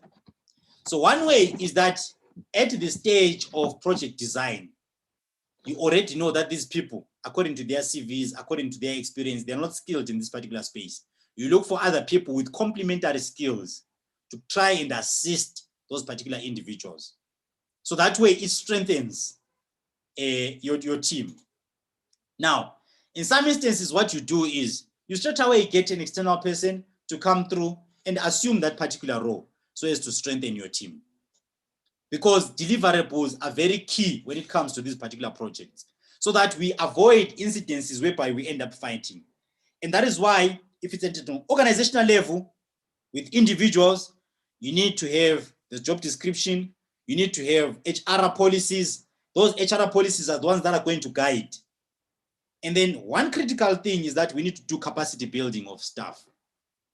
There are staff that are committed to their work and they are willing to learn and all that kinds of stuff. We need to do capacity building of those particular staff. We need to capacitate them. We need to expose them to short courses.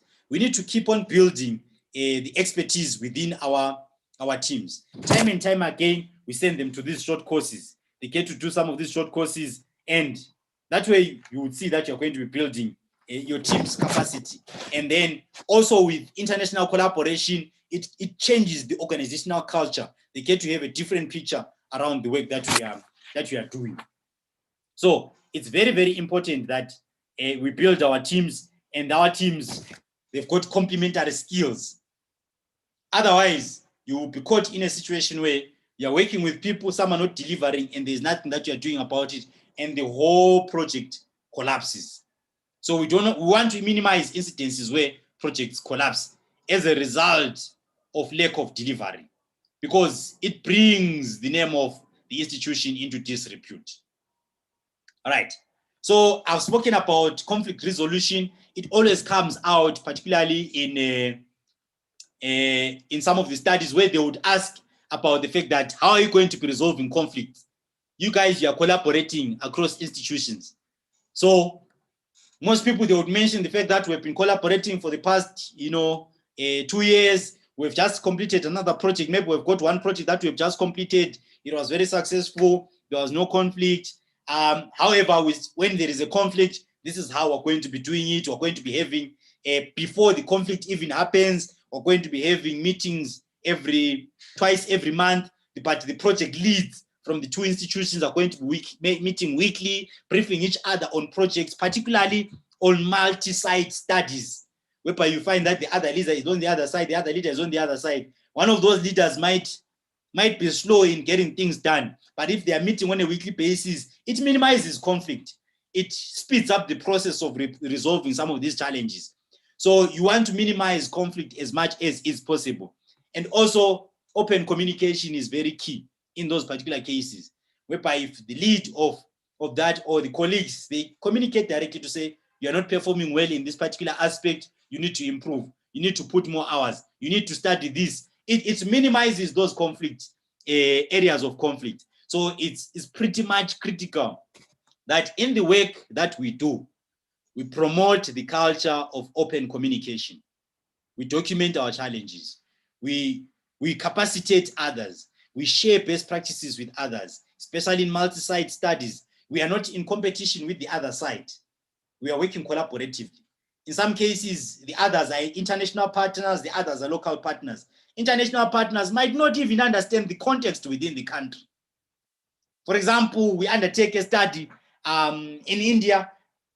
We don't understand the context in India. We would need the briefing to say, oh yeah, these are some of the cultural barriers that we're likely to face. These are some of the, red tapes that we're likely to face. And then you brief your other collaborating partners. Okay, that's how things are going. Okay, so it's not an issue of underperformance. It's an issue of the red tape that is there in country. These are some of the challenges when it comes to culture and all that. So communication becomes key. And then in some instances, you might find that personal issues, they come in the way of delivery of specific individuals within your team. So we need to understand your team. So that's why HR, human resource management, becomes critical. You need someone who's strong when it comes to management of human resources, to say that they will indicate, say, you know what, I've got personal issues. I've just lost, right now it's in the COVID era. I've just lost my cousin. I've just lost my relative. I've just lost my what. You know what, I'm not going to be in a position to do this work. Now, the question is, would you like us to get someone else to assume that role in the meantime while you're taking leave, or in a position to go and work from home? What are you comfortable with? Because some people, in as much as they could be going through trying times, they still want to be in the office because that is their only source of hope. And that is their only source of like getting to interact with other people. So they don't want to be lonely out there. So it's important that we understand the dynamics that people find themselves in. But communication, it's very, very important between the individuals in the structure, or be it's between the institutions that are implementing a project. If there are any challenges, if there are any delays, you come up with a centralized platform. For example, nowadays there is WhatsApp. You just agree that WhatsApp will be your centralized repository of posting your work. And then you throw in your information there when you think of something. You throw in your information there when you're unhappy about something. You throw in more information there, or you communicate directly with the person that you're unhappy with. And then from there, the issues get to be resolved before they lead to conflict. So those are some of the strategies that I can come up with when it comes to trying to resolve a conflict, on trying to manage situations before they explode in our faces, or trying to manage the situations before they become bad. But when things become bad and you have failed to manage all these processes, what you can do is that you call together the team, you let everyone know that, here we are stuck. We now need to involve the funder to try and resolve this. So funders at times, they can come up with a suggestion to say, okay, either let's terminate this grant, or we're going to put in an additional person, or you guys can collaborate with, or, they can come up with suggestions, because there are also people, they know that, we're bound to have challenges. We've had situations before where the PI is unhappy with the institution, and the PI is the only person with the technical expertise in that particular research area, and they are unhappy with the institution that they are nested under, and then they had to move with that grant to another academic institution. So those kinds of things, they do happen, but it's just an issue of preempting them and managing them before they happen and promoting open communication across the different institutions. All right, let me jump into the questions in the dialogue box. I'm going to start off with, people would ask you lots of questions so that you don't ask them questions. Okay, the MOU between institutions and individual. Yeah, perfect. I've just addressed that. Can you please go in details on financial team for doing costing active? Perfect. So you will find that within our institutions, there are guys that are in finance. There are guys that are working in the finance department. And chances are they would have some information around the costing of certain activities based on, let's say, experience, or based on the expert panel. They would guide on that. In some instances, you might find that your finance team is not that strong. The director might be strong enough to assist that finance team. In some instances, you might find that you've got an external person who can come and assist you. In some instances, you might find that for some people, they are subcontracting finance accounting firms. Those people, they can assist them in terms of putting together their budget. In some instances, we've been implementing projects based on other projects that we've been implementing. So we use that information to say, okay, roughly how much will this cost? How much will they cost? Manpower, you would know based on salaries, current salaries, to say, okay, this is how much it's going to cost. And this is how we're going to be factoring in this particular cost. This is how we're going to be factoring in these particular hours for these people. In some cases, maybe you might know the market-related prices for certain activities. So that is how you can go around doing your costing. At some point, I'm going to show you a sample of a sample of a budget that we've developed. It's a dummy budget that we did. It's almost in line with one of the projects that we submitted. So you need to do your costing, and you need to have your unit costs. It needs to be a detailed budget when you're coming up with that. So it's good to have a team, and those team members need to be finance savvy, or they need to be aware of the costs in that particular setting, like the market-related costs and all that kind of stuff. Can you use the same team for different projects? Perfect. Now, that's a good question. So it's around the fact that I think I spoke briefly around complementary funding to say that in some cases you have got two projects that are running and they're being run by the same people within your organization. So that happens a lot within institutions, where you would find that you have got a team that is implementing a certain project. And then instead of you getting an additional team to come and implement a new project that comes in mind, is that, let's say, for example, your current team, they're doing community health education about HIV. Instead of you getting another team that is going to be doing, you get another funder, which is saying that is going to be funding community health education on COVID plus screening. So all of these people, they're in the education space of the communities, and they're doing health promotion at a community level. So you just upscale those team members and you get them to do community health education for HIV, TB, and then with this new project of COVID, they also do COVID education. And then you decide to write another project which looks at maybe the transgender community, where you are sensitizing communities around transgender people, but you would want to start gathering information on the transgender people within the community. And then from there, you look at their perception, you look at the population size estimate of the transgender people in the community, and then from there you implement. You can still use the same team that is doing the health education when it comes to HIV, TB, and STI, and that also is being used for the COVID, and also is going to be used for the other aspects. Because you would find that all of those things can be infused and can be done by one cadre at a community level. So it's really possible for you to do that. However, you might need to disclose to the funder. you might need to disclose to the funder. That is, this is how you've structured your teams. This is how you've structured your work. Because some of the funder, particularly some of the, let's say it's Global Fund or USAID funders, they would want to know, how are you doing your cost allocation? How are you doing your cost allocation for each of the funders, for each of the projects? Because there is a part in the finance component which is called the overheads.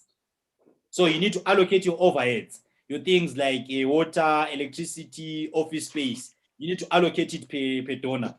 And those overheads, let's say maybe audits, in some cases you need to do project-specific audits, but that's project-specific audits always factored in the budget, but organizational audit, which means each project or each department needs to contribute to the organizational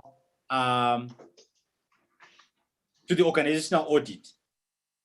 So it's very important that you've got that team going on, and you've got a proper team that is finance savvy going on. That will be in a position to do proper costing and come up with proper disclosure to the funder. So it's possible to have the same team for different projects. Another question, what needs to be done if the reference letter expired and there is an open proposal? Yeah, normally reference letters, they don't expire. Normally reference letters, they don't expire, because a reference letter is just a letter that states that you did this work. So it is true that the reference letter might be done, let's say 5 years back, because you did the work 5 years back. So you will still keep it, because that's when the work was done. Because remember, some institutions you might do great work for them now, but that institution might close. And then when the institution is closed, which means if you don't use that old reference letter, you no longer have your reference letter from that institution. Or that person might have left the institution, which means that they don't have a letterhead of that institution. Or they are not in a capacity to put together a reference letter now using the letterhead of the previous institution. So we always say that you keep your reference letters, but you keep on your reference letter file, you need to keep on topping up with new reference letters. As you are doing more work, you put in new reference letters. You do more work, you put in new reference letters. But in case the funder tells you that they want the most recent reference letters, then you might need to go back to the institutions and request for the most recent reference letters, and they must be coming from your most recent work that you did. All right, where can you get experts in the field if the space is not? Perfect. So what happens is that, I keep on talking about collaboration. There is always space for you to get experts. And one area that I would say that people need to get into the habit of going to is LinkedIn. LinkedIn. If you go to my LinkedIn profile, just say Ndumiso Chuma, you'll find that once you link up with me on LinkedIn, you can link up with various institutions, you can link up with various people that are coming from different walks of life. So it's important that you post your LinkedIn profile, or you've got a LinkedIn profile, and whenever you get stuck on anything, you go to your LinkedIn profile, you begin to search for people, or you link up with other people on LinkedIn that can link you with other people where you can get certain expertise. In some instances, you reach out to other organizations, you reach out to other institutions. You can even reach out to myself. I'm going to be sharing the details. Depending on the gap that you're looking for, depending on the skills that you need within your team, they are always like guys that are lying around. Some of them, they can even do it for free for some of the services that you might need. They can provide you support at no cost at all. So those are some of the things that, it's very important to build relationships. When you build relationships, people will be willing to assist you. There are always people out there that are willing to invest their time to assist others to grow. There are always people out there that are willing to support other institutions. So always reach out to people, get to engage with other people from other institutions, and then you'll be perfect. All right.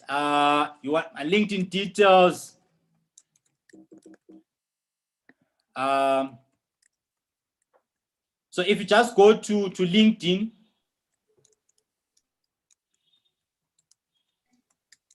I'm gonna type in the dialog box. If you just go to LinkedIn and type Ndumiso Chuma, you won't miss me. And yeah. Excuse me, sir. Perfect. So there's Welcome, one more question. Yo. It says, how do we go about for complementary funding? Do we need a separate proposal for that, or what should be done? Okay. So for complementary funding, what happens is that, let's say you are presently implementing a certain project. It's in the space of, let's say, remedial classes. And you have always been doing these remedial classes face to face. And you have got the teachers, you have got the infrastructure and all that. Now, suddenly COVID comes. Let's say this grant was for 3 years. COVID comes and you go back to the donor, and then the donor says, nah, we can't fund this part. Actually go back, your students must go back to item, but we don't mind you training them. And then you then go to another donor, and then that donor is funding in the technology space.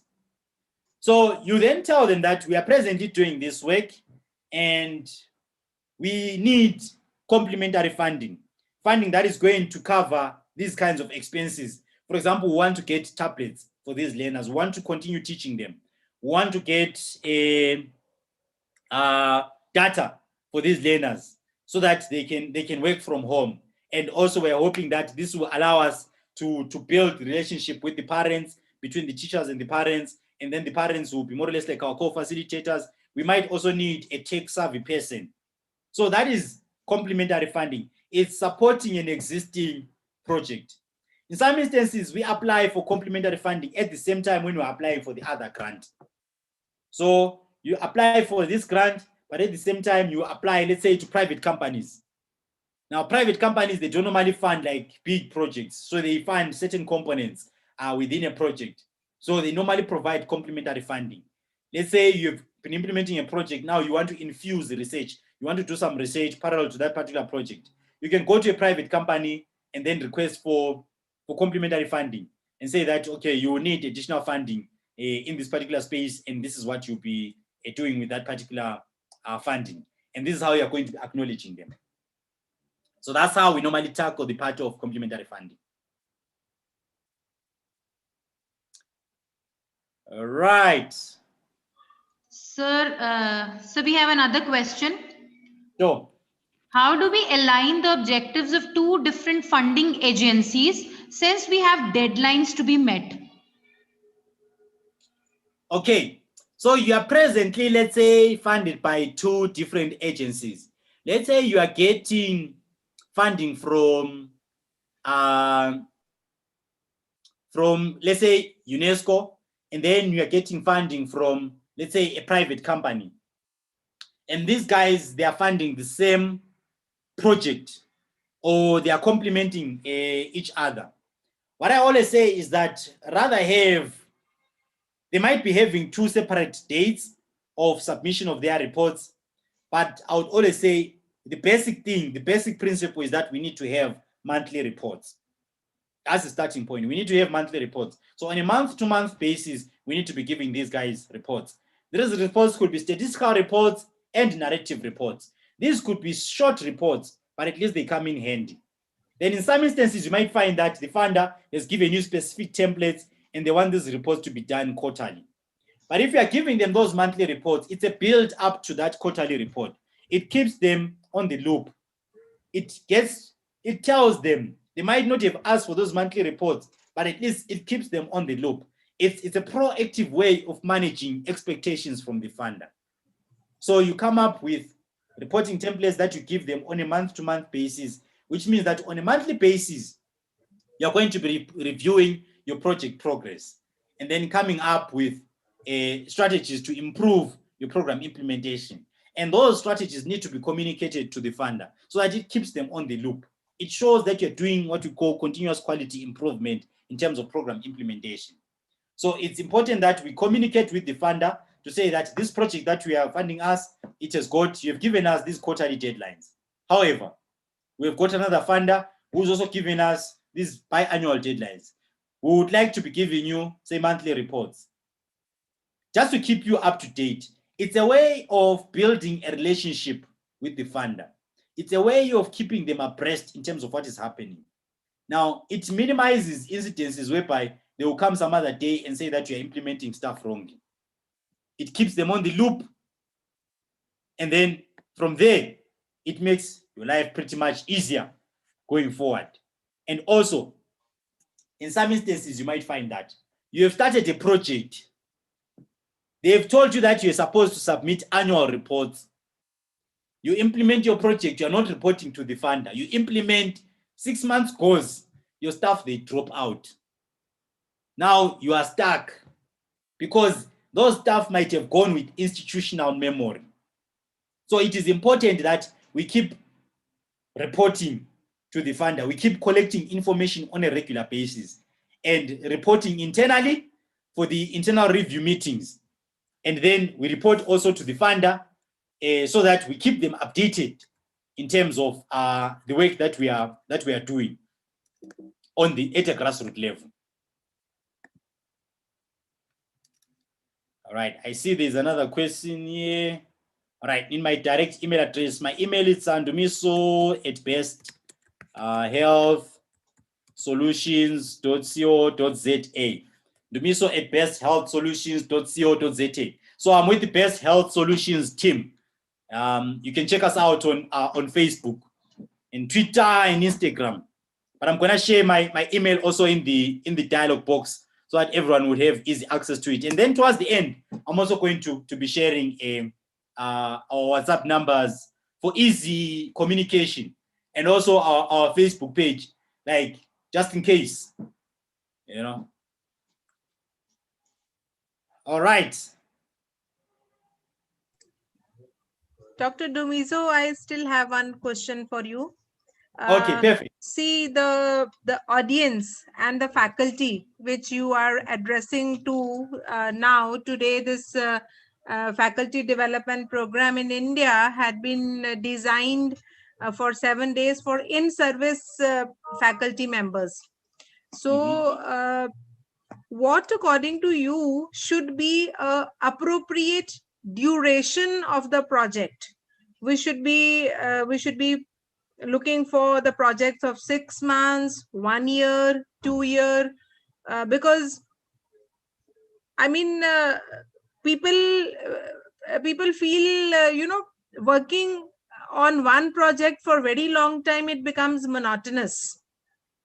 Sometimes sometimes good results are not coming, it becomes stagnating effort, and then you cannot switch over to some other project. And so what should be the genuine for an ambitious researcher, what should be the appropriate time period for a good, effective, and healthy project? Wow, that's a difficult question to answer, that one. That's a very difficult question to answer. Largely because, it varies from one individual to another and one institution to another. But what I always say is that I would prefer long-term projects because they give you security. You know that this one, if it's a 3-year project, you know that for the coming 3 years, the only thing that I need to do is to behave and put the reports in order, do everything in order, and implement my project in accordance to the expectation of the funder. So that's the good part about long-term projects. Particularly, let's say you're doing studies, you might find that maybe you've got 6 month studies, 6 months research studies, or a 1 year research studies. That's fine as well. But with long-term studies, you will find that you can generate lots of research output, because there is a part to do with research output. We need to generate lots of research output in peer-reviewed journals, either at a local and an international scale. And you get less pressure when you've got a long project, because with short projects, you remember there is implementation, there is deadlines and all that, but at the same time, there's other work that you're doing, and then you've got lots of pressure. But now when it's a long-term project, you find that you can break it down into smaller chunks, and then you begin to also infuse other people into the team. And long-term projects, they normally have got a bigger budget, and bigger budgets are always good for your health. You know, they don't damage your heart that much. So you know that, you know, at least you're covered for the coming period, and, you know, you can relax a little bit. You can continue looking for other additional funding, but at least, you know, you're covered for some time. So I'm an advocate for long-term projects, but I understand the part of boredom. That is why there is a part that says, in the beginning, before you start, make sure that you pick something that you're really passionate about. Because if you pick something that you're not passionate about, halfway along the way, the passion dies, you're in trouble. And then the other strategy is that we do what we call continuous quality improvement. You know, so in implementation science, also in Six Sigma, you do improvement of your programming, and you keep your donors abreast in terms of the changes that you're planning to make, and the improvements and the modifications of the study that you're planning to make. And then in some cases, you know, from the mere effect of including, let's say, young blood, new minds, international collaborating partners, you know, it infuses a certain angle, you know, a certain drive into your project. And then you get to master new techniques and different ways of doing things. And then, you know, you live happily ever after with your project. And, you know, with long-term projects, you keep on piling up and getting other complementary projects to the projects that you are having. And then before you know it, you are now an expert in that particular field. So you might end up not having boredom by infusing all these other people that come up with different ideas. And also you get to interact with more people. But short-term projects, most collaborating partners might not come through. Even if they come through, it's for a short space of time. And then from that long-term project, you find that from having interacted with these guys for a long period of time, you end up with long-term relationships that are going to last for more than a decade. So those are the kinds of relationships that you need, you know, when it comes to project and project implementation, because you know the people, you know how they work, their work ethic, and then from there, you know, you are now going into bigger and better projects. Before you know it, you are having multi-country projects that are going on and on. But for starters, maybe you might start with short-term projects because you're not sure about the other team members. But I always say, just go for it. Just go for it in full force. Go for these 1 year projects, 3 year projects. Let's not shy away from any project. It's not like we're going to die tomorrow. We're going to be alive and kicking. So let's go for it. And everything is going to fall in place.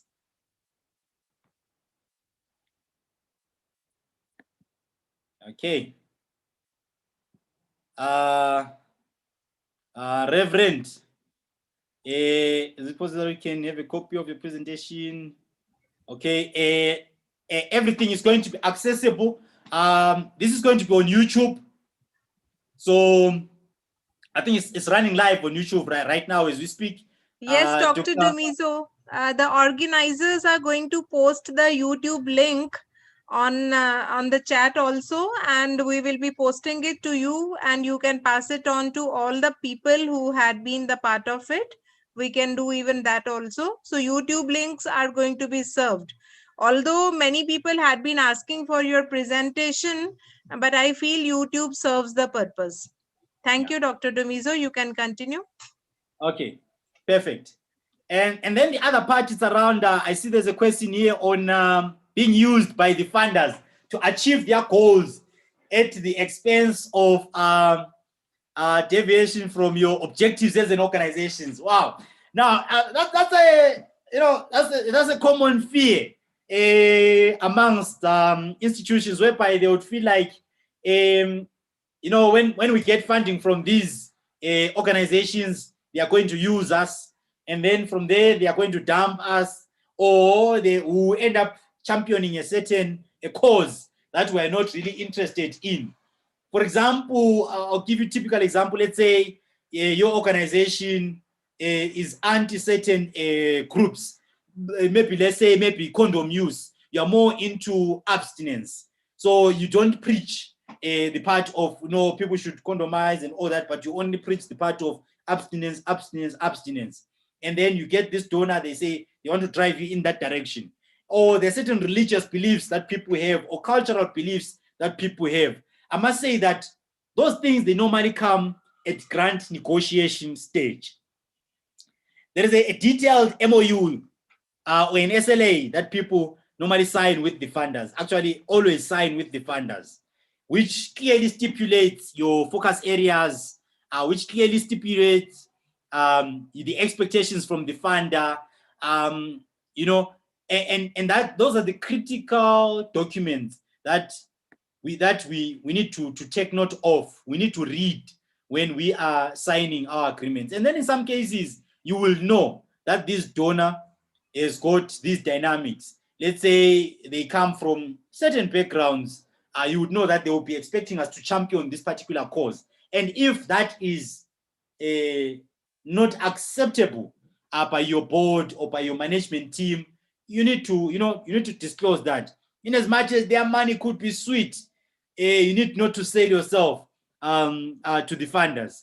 It's one of those cases that says that the funders are here to champion the cause of the communities. But if a funder is not championing the needs of the communities, you need to take note of that. And then from there, fleck it out to them. I think that here you're not operating in the best interest of the communities where we are in. If we are to ask us to do this work in this particular fashion, this would be culturally insensitive or culturally unacceptable. Or this is against our religious beliefs. All right. So those are some of the things, that we need to take note of. And then we spell out, we communicate with the funders.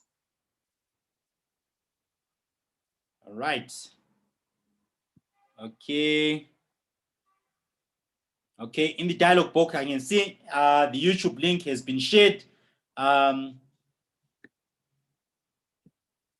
right. No, perfect.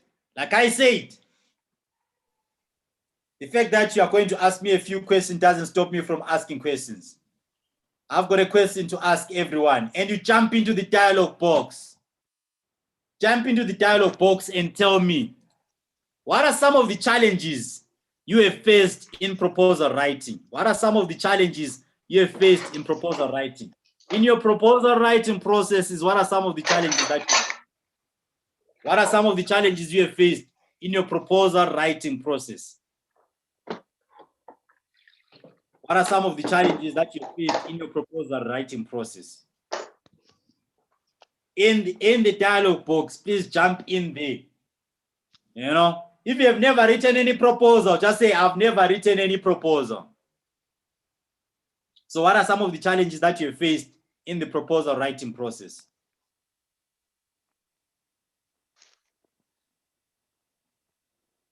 What are some of the challenges that you have faced in your proposal? I want to know, what are some of the challenges that you have faced in your proposal writing process?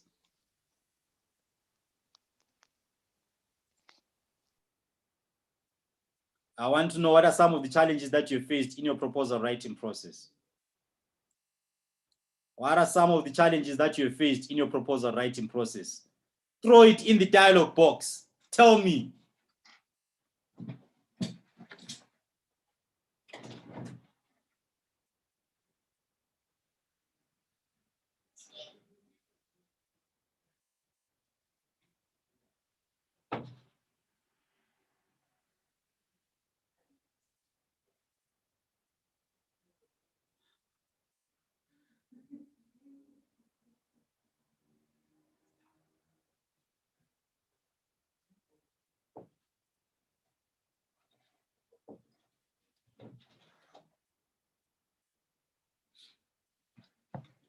Yeah.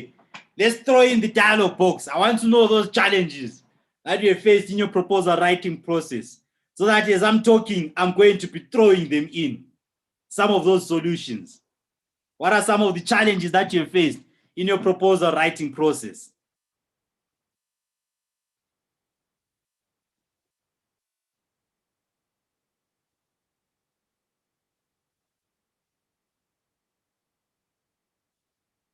What are some of the challenges that you have faced in your proposal writing process?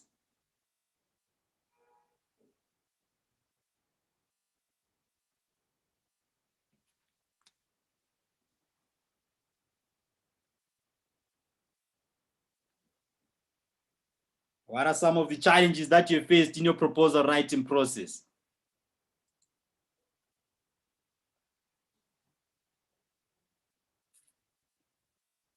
Right, let me dig in and see. Let me dig in and see. Be careful if you don't ask me any questions. I'll ask you questions. All right.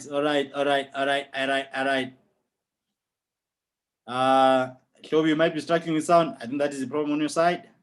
Sorry about that. You can try a YouTube structure. Yes, structure. We're going to be going into that as well. I've touched briefly around that. That structure is very key. Structure is very key. Be it is the structure of the template or is the structure, the organizational structure. In some cases, the structure of the template, the writing template that we need to write in. Some people, they look at the template, they go like, this is complicated. Yeah, we're gonna die. Now, in some cases, you find that is the structure in terms of the structure within an organization. Hopefully, this sheds some light around that to say that let's get people with skills to assist us, get people to bounce off ideas with. I faced difficulty in finding the research gap. Perfect. That one, you need someone to bounce off ideas with. If you are doing a research study or you're infusing research into your projects, I always say that people with projects funding, with funding to implement any small project, even if there is no research, put in some reform of research. Collaborate with other people that are going to assist you to come up with the research gap. I'm always open to such kinds of engagements. Please feel free to reach out at any given moment, to reach out and say, you know what, I'm struggling with this particular part and I need assistance in terms of trying to sharpen my research idea. Also talk to some of the guys, in academic institutions. They will assist you. They will be willing to assist you. That is where now the part of LinkedIn comes in. You reach out to other people, they give you a guide, they tell you that, yeah, this is how you can go around doing it, And then executive summary has always been the confusing session. Don't worry, that is the smallest part of your problems.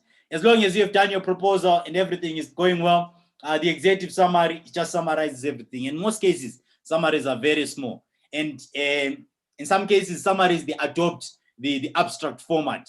I'm not going to talk to those particular details today, but at some point when we talk research and research methods, we'll be going into how to write, say, executive summaries and abstracts. But that is the easiest part. At any given moment, I can share that if you send me a direct message on that. Information request seems to be repetitive. Yes, yeah. That is true. That is true. In some instances, you find that they've got what we call confirmatory questions. And they ask you certain questions, and then from there, they ask you that same question again. They are called confirmatory questions, and they're just making sure that you're saying the correct stuff. That happens, and then coverage of area. You might have a challenge in terms of the geographic area where you're supposed to be from, or you're not in position to reach out to the bigger area. In some cases, you can solve it by by collaborating with other partners. Or in some cases, it's not a terrain that is not familiar to you. It's a challenge for everyone, including for ourselves as well. Is there a specific way of writing? I would say that writing is about practice. The more you get to practice writing, you're going to master the art of writing. And also working collaboratively with other people, reaching out to other people.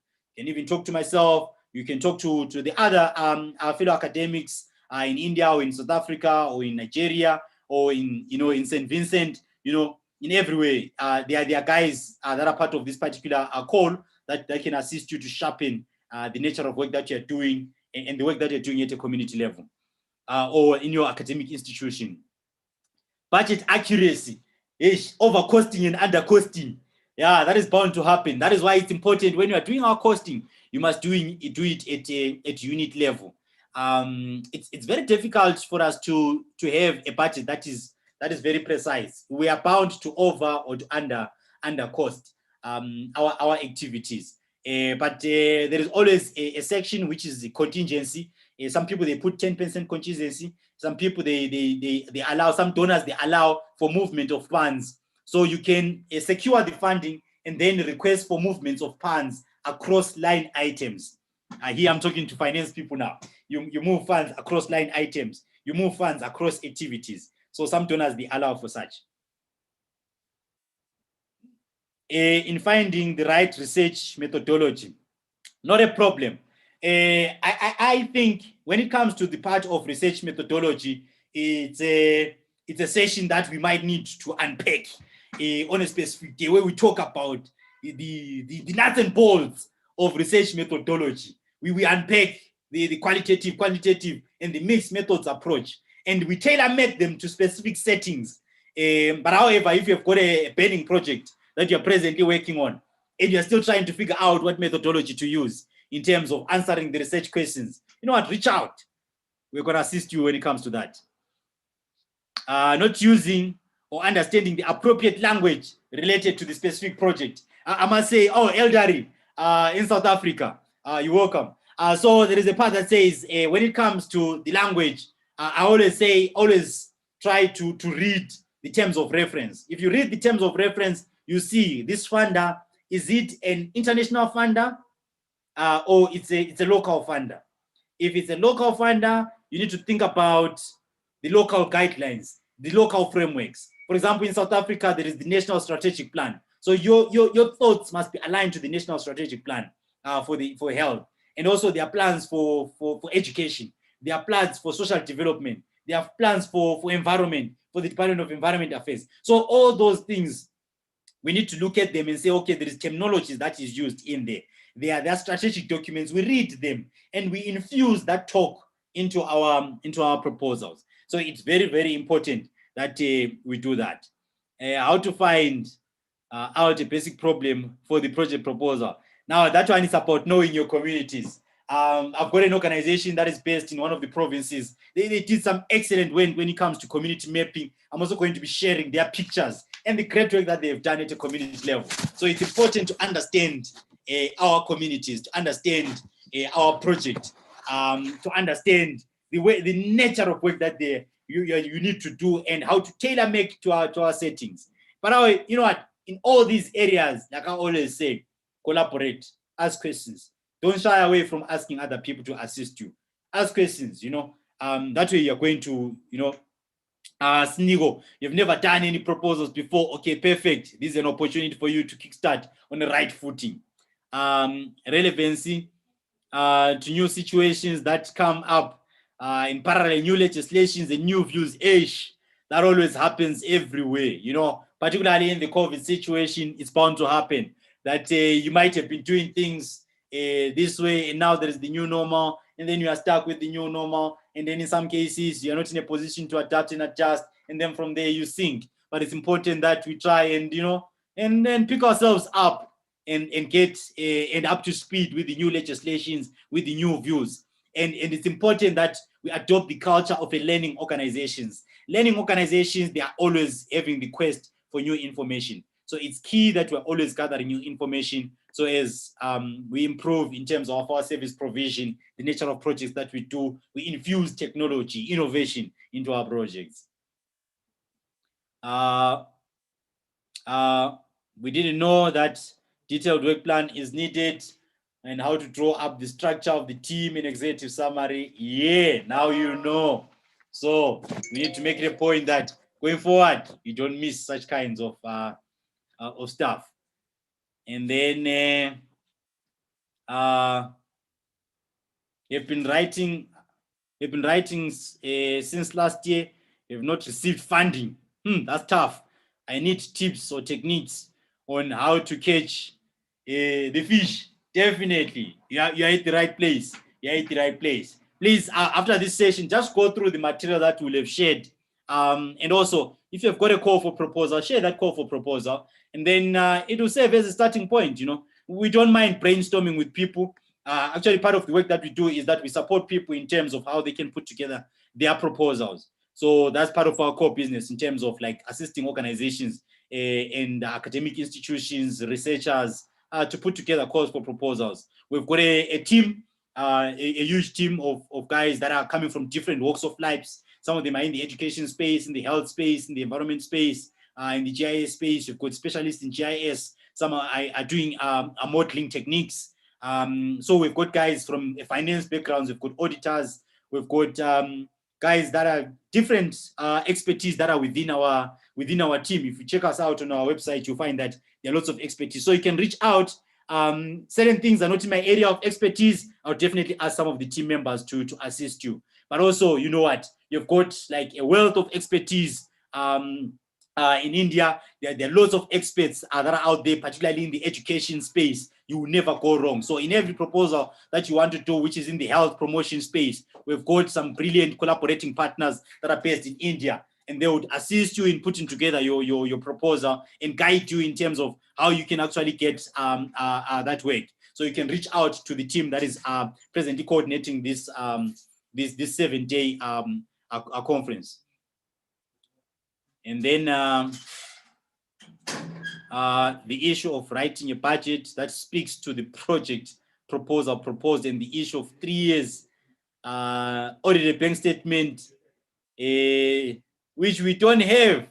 That one's a tough one. If a donor has got certain things that they have listed and they are expecting it from your side, you need to have those. Otherwise, you're not going to be accepted. So there is an eligibility criteria that always comes out first. And it's important that we meet the requirements according to the eligibility criteria. So it's very, very important that we do that. And the part around writing a budget that speaks to the project. That is why I was saying that you develop your technical approach. After developing your technical approach, you then develop your budget. So don't start developing your budget before you do your technical approach. Don't start from your money before your technical approach. First, pack everything inside your proposal before you develop your technical approach. Now, this jargon around outcomes, short-term outcomes, medium-term outcomes, long-term outcomes, impact, output, and all that, we are going to be going into that in a short while. I'm going to be trying to demystify and give you examples of some of the stuff that you need to write when they give you all this technical jargon, which is common in the M&E monitoring and evaluation circles. And then how can we reach out to you? Not a problem. I'm going to be sharing my details at the end. Please feel free to reach out at any given moment. You can drop me a WhatsApp message. You can chat. You can even reach out to us on Facebook. Just look for Best Health Solutions. You will never miss our logos. There is no forum to learn from other people's mistakes. Now, this is a forum to learn from other people's mistakes. And also, you would learn from other people's mistakes from these kinds of interactions. Like I'm telling you, we've done our fair share of mistakes, and I wouldn't want you to make the same mistakes. The fact that we came up with those process maps, we developed it internally, it's our institutional memory. It was because we've been doing lots of mistakes, and we write lots of proposals, so we are bound to make lots of mistakes. So we are sharing these practices with you guys so that you don't get to make some of the mistakes that we've made in the past. Technical approach is the main challenge. That is very true. Technical approach, it can crack your head, but we've tried to demystify the technical approach and simplify it. However, if you get stuck, feel free to reach out, at any given moment. We'll be willing to assist you when it comes to that.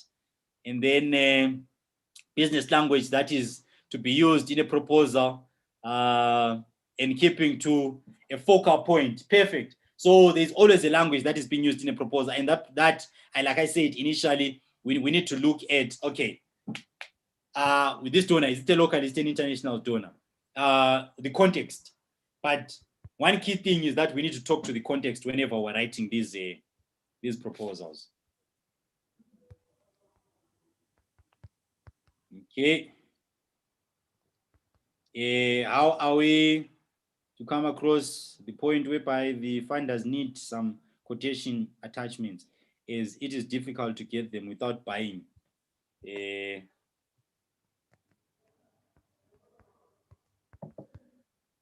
Okay. So in some instances, the funders, they need quotations.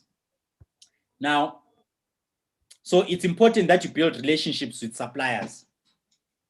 And normal suppliers, they will be willing to give you quotations when you are coming up with your proposal, because it's technically you are doing free marketing for them. So normally they are always willing to give those quotations, but in case you are facing challenges, try and identify other suppliers to assist you. Regarding the organogram, do we use the old one or write a new one with the team that will be working on the particular project? Call upon South Africans not to allow any visitor. Yes,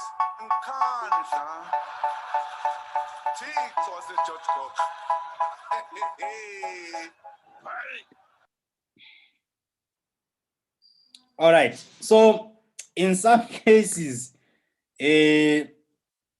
you would find that you are planning to write a proposal and you already have an institution.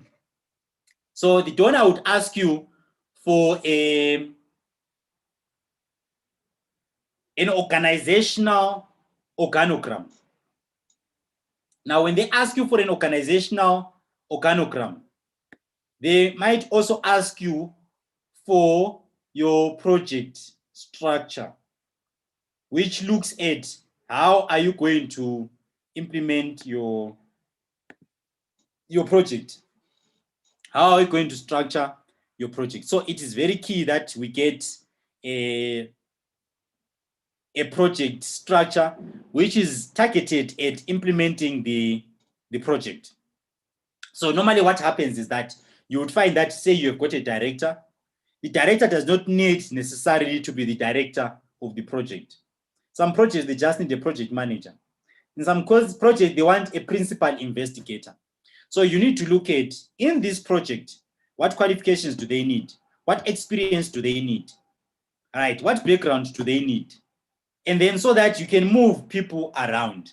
At times it requires someone from an education background to take a leading role.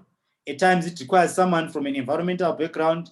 At times it requires someone from a finance background to take a leading role. So roles and structure of the project are likely to be different from the organizational structure. And then in some instances, you are planning to take in people externally who are going to assist you with the implementation of the project so that you can shine, because it's important that when you get your funding, you shine. In some instances, you might find that you have got project funding that looks small in your eyes, but you can get someone to come in and volunteer and do some research work collaboratively with your institution, at times at minimum cost or at no cost to your institution. As long as you guys, you collect quality data, and then from there, that person is going to assist you in improving your program implementation.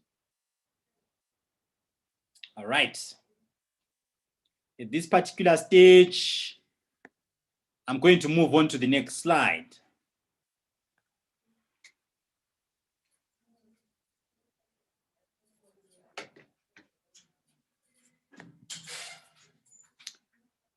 All right.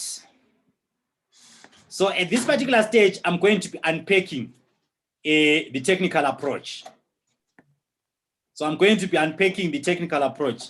So some people, they will call it the technical approach. Some people, they will say in some proposal, they call it the methodology. So it varies from one proposal to another. So there are certain terms that I'm going to be using. The idea is just to sensitize you on the various aspects that you're going to be finding in these particular proposals, just for you to be, say, up to speed when it comes to the putting together of these proposals.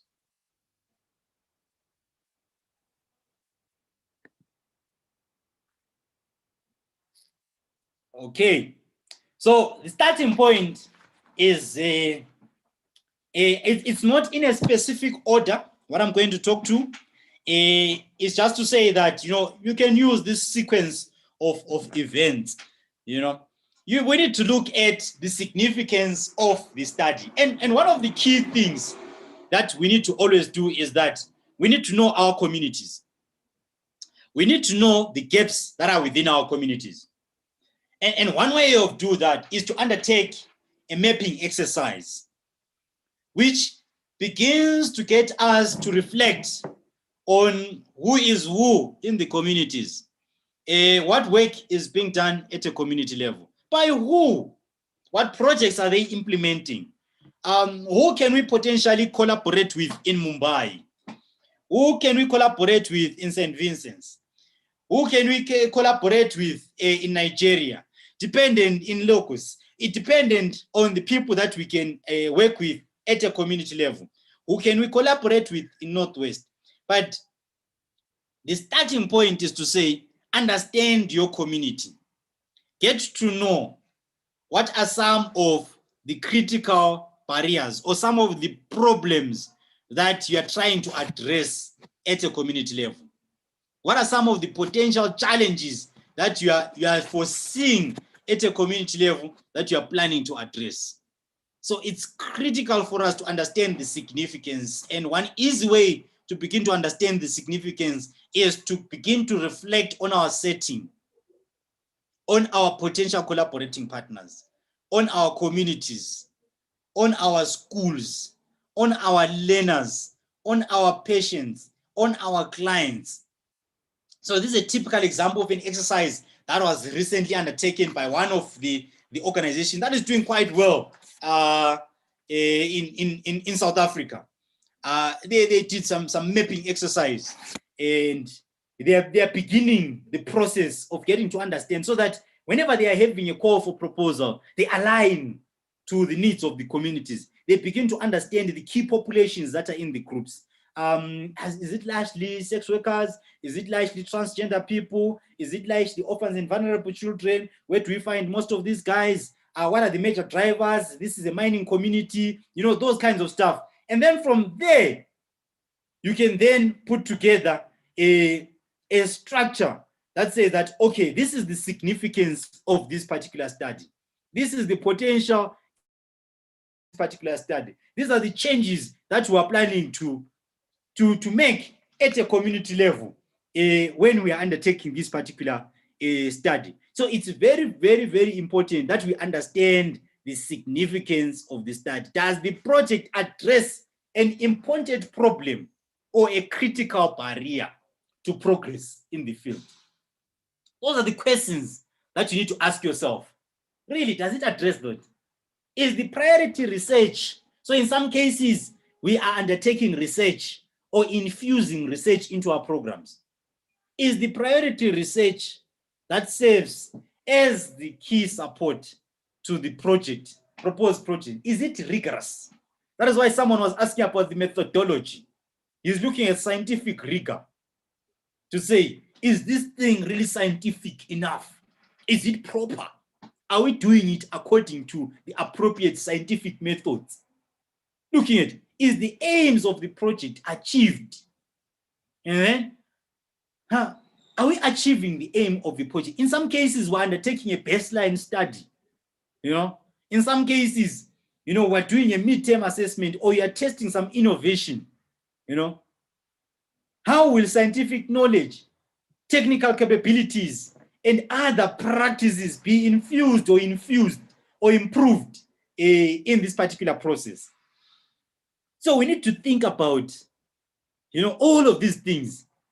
Like you ask yourself, you know, how will successful completion of these aims change any concepts, any best practices? You know, what are some of the changes that can happen as a result of us implementing this particular project? So it's very important that we kickstart this thing from saying, of what significance is this? And the reflection process, it starts off by having these kinds of engagement. Like I said, this is one of the NGOs that is based here in South Africa. They're doing some excellent, some marvelous work when it comes to community engagements. And they're doing some great collaborations with other funding agencies, which we are also capacitating them at a community level. So those are some of the things that we need to tap into and showcase at the level of the significance of the project. And then the other part, which is normally overlooked, is the aspect of innovation. Nowadays, when people talk project proposals, they always have got the innovation story attached to it. It's a critical aspect. We don't do business as usual. You need to infuse some innovation angle. You must be innovative. You must be think outside the box. You know, you must think of something. There must be something cooking that you're working on. So you need to think and say, now, really, this project, do I really want to implement the same project that we've been implementing for the past 20 years? Or I would want to have these kinds of improvements and these kinds of improvements. So we need to think about all of that and say, how can we best improve in terms of our programming, in terms of our service provision? You know, how do we improve the work that we're doing at a community level? So those are some of the things that we need to look at when we're doing our program implementation, where we look at the learning topics, the practices, and the fieldwork experiences. We infuse all of those into one, and we come up with an innovation platform. So the process starts when members jointly identify the topics they wish to learn about. So they come up with ideas they want to learn about, the knowledge that they want to cook, and the practices and some of the previous experiences. And then from there, they then develop the methods or the approaches of undertaking these particular tasks. And then after that, they do capacity development and training. So they capacitate each other. It may be necessary to offer training, like I said initially, to develop capacity within your organization. So in some cases, it's a situation that says that we don't have all the skills. We liaise with other institutions. Nowadays, there are some online programs, there are some online courses. You do those online courses to beef up our experience. So you develop internal capacity, and then you test, and then you adapt. So you're doing some community work. Let's say you are deciding to say, okay, we've decided to do WhatsApp-based remedial classes. And then we're going to be having voice notes and voice recordings. And these are cost-effective ways of teaching these learners and also getting them to to engage, because during this period of COVID, it's very difficult to meet with them, and then they don't have data. So we're just going to be using WhatsApp. We're going to be doing WhatsApp calling, those kinds of arrangements. And then you test it, and then you say, okay, it works, but the challenge is network. So how are we going to do it? Maybe we're supposed to take video using my phone, and then from there I share it. I do a short class, a short clip. So those are some of the things, infusing some innovation. And then from there, you do what we call documenting of results and understandings. So you need to document your results and then disseminate, you publish. One of my colleagues is going to be presenting, I think it's tomorrow, is going to be talking to some of these stories around academic writing. He's going to be unpacking stuff to do with academic writing, the need for us to, to publish out there and disseminate information, a critical step when it comes to the work that we're doing at a community level. And also it serves as a means through which we access additional funding from other funders. And then throughout, research provides support and backs up the innovation. So there is backstopping that is done by research all the time when we're implementing our projects, even if they have not indicated that we need to put research inside. Let's infuse research.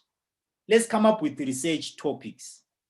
It would assist us to strengthen our processes, systems, and everything that we are doing.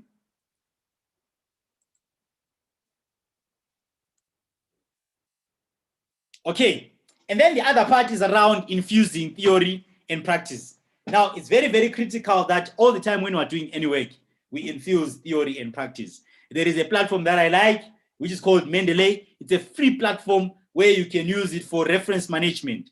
You go to mendeley.com, www.mendeley.com. It comes in very, very handy. You will need that platform on your computer. You can use that for reference management. So you keep in all your documents. It's a nice filing system where you keep in your documents. It allows for collaboration. And when you're looking for anything, any information that you need, it's the Google of academics. So you search from Google Scholar, For safekeeping, you move them, your folders into Mendeley. You are writing your dissertation, you're doing any research work that you're doing, you search on Google, you search on PubMed, you search on any academic journals, and then from there you transfer that information into Mendeley. Easier referencing, you are going to find it is going to be perfect as you are using it. So there is a part that says that when you're doing your proposal, you need to link theory and practice. There is a close relationship between the two. But what has happened is that people have left theory to the academic sector, practice to the community-based organizations and community sector. We need to bridge that gap. We need to infuse theoretical concepts into practice. We need to do more of implementation science. That is why I always encourage the part of guys that are in the academic space to move into the community space. Collaborate with community organizations. It's very, very critical to collaborate with community organizations. If you collaborate with community organizations, you would have access to data. You would have access to test some of the theories. If guys that are in the NGO space, in the community-based organization space, they collaborate with guys that are in academic space, in colleges, they are going to have access to some of the latest practices according to the conferences that are out there, and then that is going to improve their service provision at a community level.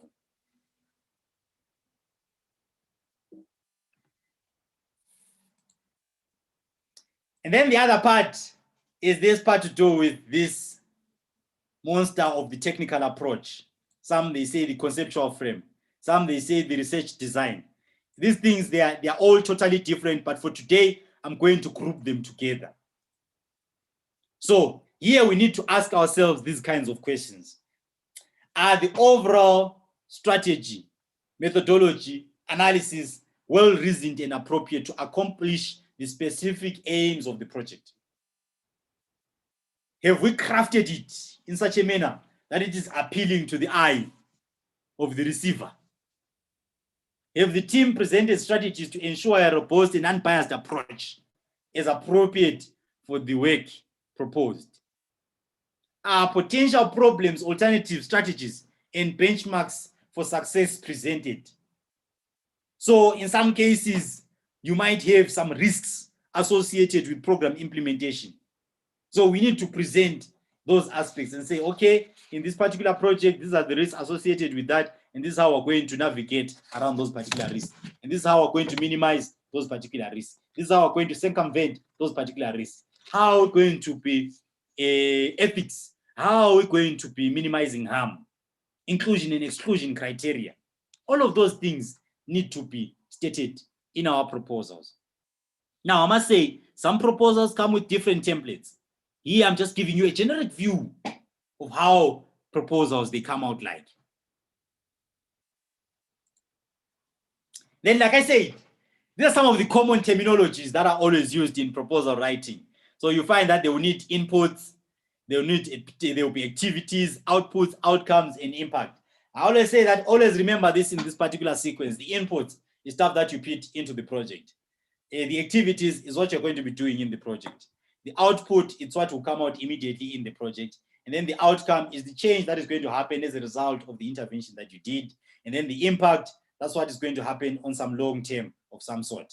So the input, it could be maybe some finances, this resource that we're talking about, the manpower, the material, the materials. They could be maybe, if you're doing remedial classes, maybe the chalkboards. If you're doing a health education at a community level, maybe IEC material, information education and communication material. If you're doing, let's say, online stuff, it could be data, it could be laptops, it could be projectors, those kinds of things. So that's some of the things that you could be looking at or talking to. And then the other part is the actual activities. So the activities, this is what you're going to be doing. It's always have got a doing word on it. So we're going to be coordinating. You are going to be mobilizing communities. We are going to be training youth. We are going to be, sensitizing communities. So those are some of the things that we're going to be doing at a community level. And then the output. Now the output, I always say it must be combined with a number. Is the immediate thing. Let's say, for example, for training, you are doing your training, and then 20 people have been trained in terms of proposal writing. So the output, 20 people trained in proposal writing. So you listed 20 people trained in proposal writing, or 20 people will be trained in proposal writing. The outcome, so this is likely to translate to what? So we have trained them in proposal writing, effective proposal writing. What is going to be the outcome? So it's going to increase the number of proposals, of successful proposals, or the number of proposals that get to be written, the number of effective proposals that get to be written. The impact of that is going to increase the grants that they are going to be receiving. So that is the change that is going to happen at a bigger scale, in most cases at a longer term, when it comes to, let's say, maybe health programs, or when it comes to education programs. This is just another illustration of a logic model which talks to the inputs. Like I said, the initial stage is the situation analysis. We saw what the other organization they did under the leadership of Lucy, where they did the situation analysis, the needs assessment, and then they looked at the current problems and the stakeholders that they need to engage. And then they all look at all of this in line with the priorities. I think one of the questions that was being asked was, how do you make sure that everything that we're doing is aligned to our priorities, so that we don't look like we're setting out. So it's very, very important that we make it a point that the work that we're doing is aligned to our priorities and our mission, our vision, and our mandate as an institution or as a community. And then the inputs, it's like staff, the volunteers, the time, the money, the research base, the material, the equipment. And then the outputs is what is going to come out immediately. And then in these outputs, you find that there will be activities. So you're going to conduct workshops. And then number of workshops conducted, number of people that attended that workshop, 20 people attended the workshop, 50 people attended the workshop, 3 workshops conducted. All those are outputs, all right? And then the participants, these are the people that are being reached. And then they are short term, medium term, and long term. I know someone asked about this. So you find that, let's say in this particular space, the short term, it could be the actual learning, increasing awareness, and then increasing knowledge, increasing attitude. You can actually use these things in your proposal when they ask you short term, long term, and medium term. Then medium term, it could be a change in a certain behavior, you know, or a change in a certain practice, or a change in a certain attitude towards those particular people. And then the overall impact in the long term, they could change to the conditions, the environmental factors, the social factors. And then in some instances, you might find that it will talk to, let's say, incidents, rates, you know, and that kind of stuff, dependent on the sector that you are in. And then all of this must be coupled with assumptions and also taking note of the external factors. Now, at the base, note that I've said that evaluations. So we need to focus our evaluations. We collect the data, we analyze and interpret and report the data. So which means that evaluation would lead us to having abstracts, to having articles based on the work that we'll be doing. So it's very important that we evaluate our data. We infuse data collection processes into our work. Some of you might already be having programs that you're implementing. Now, feel free to reach out if you need assistance in terms of how to put together your research topics, how to put together your studies. And then from there, we can try and assist you. There are lots of experts in this particular panel that can assist you in terms of putting together your evaluation questions and then getting to shine as an organization, as an institution, or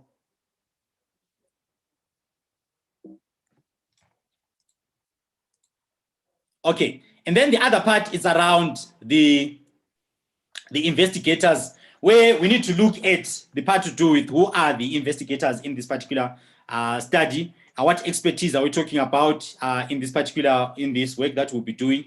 And then we begin to engage them. Like I said, you need complementary skills. You can do international collaboration or local collaboration. You can collaborate with other institutions. Dr. Dumizo, we are in the last around 10 minutes of the session. May I expect the best, to wind up. Okay, no, perfect. And then the other aspect is around the part of doing budgets, where we can use historical data, lessons learned, knowledge, and then we need to confirm accuracy of this so that we minimize incidences of under or over budgeting. And then we come up with a baseline budget. Then thereafter, we can review that budget and update it in real time.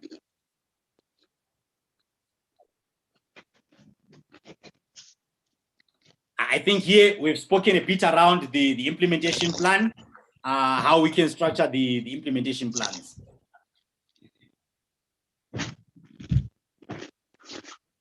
All right, this one is just to highlight some of the upcoming conference deadlines that we can tap into. For those that are in the health promotion space or in the health space, you'll find that there is the South African AIDS Conference, and then also there is the International AIDS Conference, which is going to come in handy when it comes to boosting your research output and your general output as an institution or as an the other one is the International AIDS Conference, but this one the deadline it's passed. They've even done an extension of this particular deadline of submission. So now, when all of this has been said and done, it all needs to be put together in the form of a jigsaw puzzle. So we need to look at the problems, the gaps, the theory and practice, the innovation. So the problems and the gaps, theory and practice are going to inform our innovation, our innovative ideas. And then it's going to inform our technical approach, which is also going to inform the nature of people that we're going to be having in our team and the budgets that we're going to be having and the work plans. So there is a close relationship across all these aspects when it comes to the program implementation. All right. Any questions at this particular stage?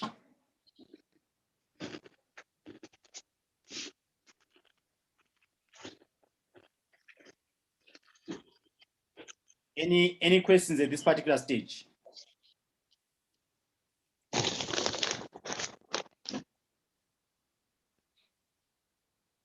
Any questions at this particular stage? No one ever gets on Twitter list of it's a tricky I don't think so. There are any questions in the chat box. Okay. I just want to share there's something that I just want to share briefly around some current calls for proposals.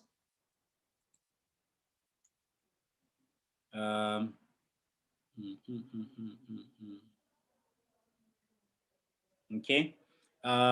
So these are some of the opportunities that people can tap into in whatever setting that we are in. We can look at fundraising volunteers, like to try and sharpen our skills. You can go and volunteer in some of these organizations as fundraisers, as a means of building our academic writing skills. And also, you can look at collaborating with other institutions, not only in South Africa, but also in other countries. And then we also ensure that we align our programs to these kinds of goals, like the Sustainable Development Goals. Now, this is a call for proposal that I was talking about, which is due on the 1st of March, which looks at guys that are in the education space, but it allows for collaboration across different institutions where you can look at undertaking research. If you are in an academic institution, I must say there are lots of calls for proposals, but because of interest of time, I'm just going to scan through this one. So it looks at an aspect to do with the education research programs and how to improve a delivery of education in schools. So they clearly outline their eligibility criteria, what they would be expecting from the people that will be applying, or from the institutions that will be sending through the application. And then this is a typical example of the proposal that we have wrote before, which was looking at the mitigating effect of student self-efficacy on the relationship between online education and performance. So it's a structural equation modeling techniques. And those were the objectives on the other side, where we're looking at to understand the determinants associated with lecturer-student engagement, and also to determine student self-efficacy and the mediating effects between student-to-student engagements. So these are some of the diagrams that we drew inside that proposal, just to give you some, and then that is the conceptual frame that we did. So it's a short proposal that was written in line with that particular core. And then typical example of a budget, as you can see, it has got these are dummy salaries that we placed there, and dummy project expenses that we placed there, which goes under project expenses, equipment, and other expenses. So in some cases, you find that they've got overheads listed there. So this is just an example. And also you need a project justification session why you think that that must be included. All right. I think I'm done for now. Okay, thank you so much, Dr. Dumizo. Dr. Mandeep, is there something from your end, or should we conclude? No, I just wanted to say that only, that it is so well explained, so extensively, Dr. Dumizo. You have connected between not only two countries, two colleges, but from individual to institutions. You have explained it so well. And in fact, I feel that's the way.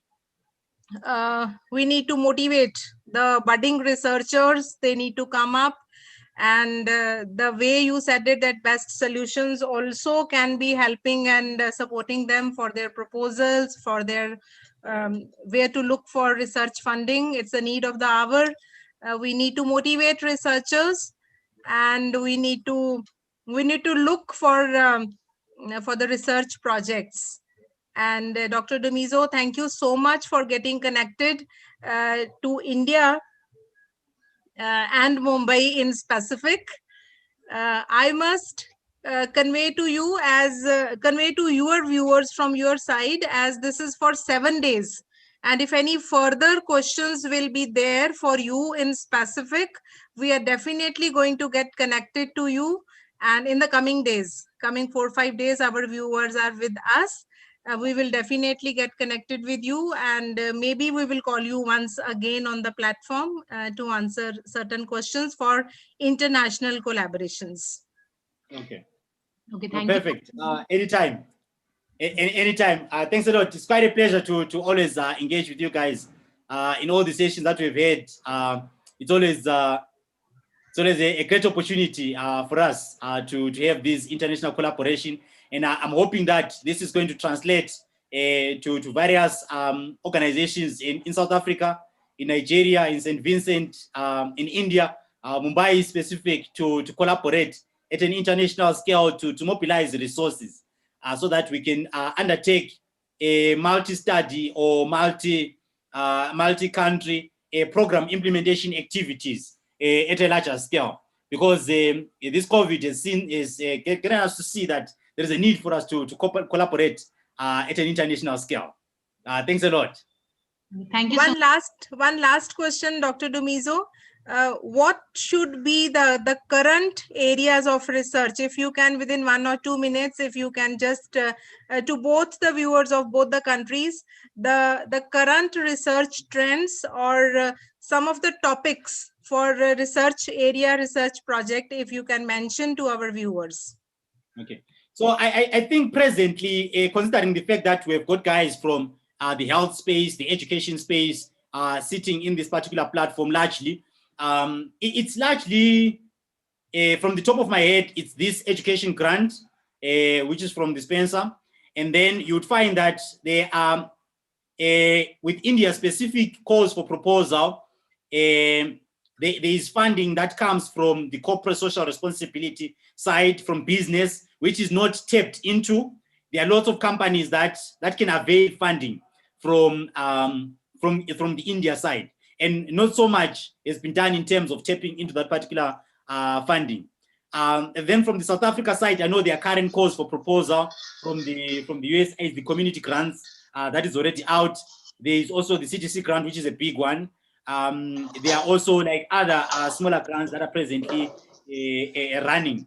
And then from at an international scale, also there are various studies that are various calls for grants. Some of them that are due in May, like for example, this one that is due in March for the education grant, the NIH grants as well, that looks at health outcomes, which can allow for collaboration across institutions with complementary skills, be it you are strong in terms of education or strong in terms of the health background.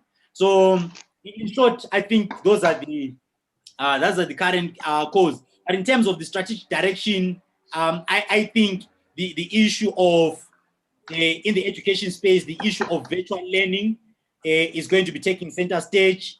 And then in the health space, I see the part of key populations like the LGBTQI community, the sex work community, all of those are likely to be taking center stage. And then if we were to marry the two departments, which we're looking at, the pedagogy, the teaching techniques around information dissemination when it comes to reaching out to the key population. How are we going to be reaching out to these key populations, particularly in this era of COVID, HIV, TB, and the non-communicable diseases?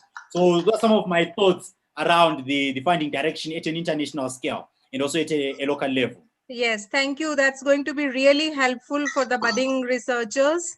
And it's really a great guideline which you had provided to them. Over to Dr. Jasleen from Punjab. Thank you, ma'am. Thank you so much, Dr. Dumizo. And whilst I was just summarizing whatever you have discussed today, the beautiful words which I could pick up was collaboration, culture of communication, teamwork, sticking to deadlines. In fact, these are the key words which we need to keep in mind while preparing research proposals. Thank you so much, Dr. Dumizo Shuma, for this engaging session. It was a true joy to be a part of your discourse. And I really hope that our diverse audience has truly benefited from the knowledge and experience you have shared through this platform. I, on the behalf of G.H.G. Khalsa College of Education, Gurusar Sadhar, Bombay Teachers Training College, Mumbai, Council for Teacher Education, Punjab and Chandigarh Chapter, extend my heartfelt gratitude to you for sparing your valuable time and opening up new avenues of thought for all of us to ponder upon and act. Thank you so much, sir. And for all our participants, we wish to see you tomorrow at 12. And we will have another luminary with us, Dr. Ravneet Chawla, and we'll be sharing her research experiences about proposals. Thank you so much, sir. And it's over from our side. Thank you so much. Okay, thanks a lot. Thanks a lot. It's always a pleasure. Thank you.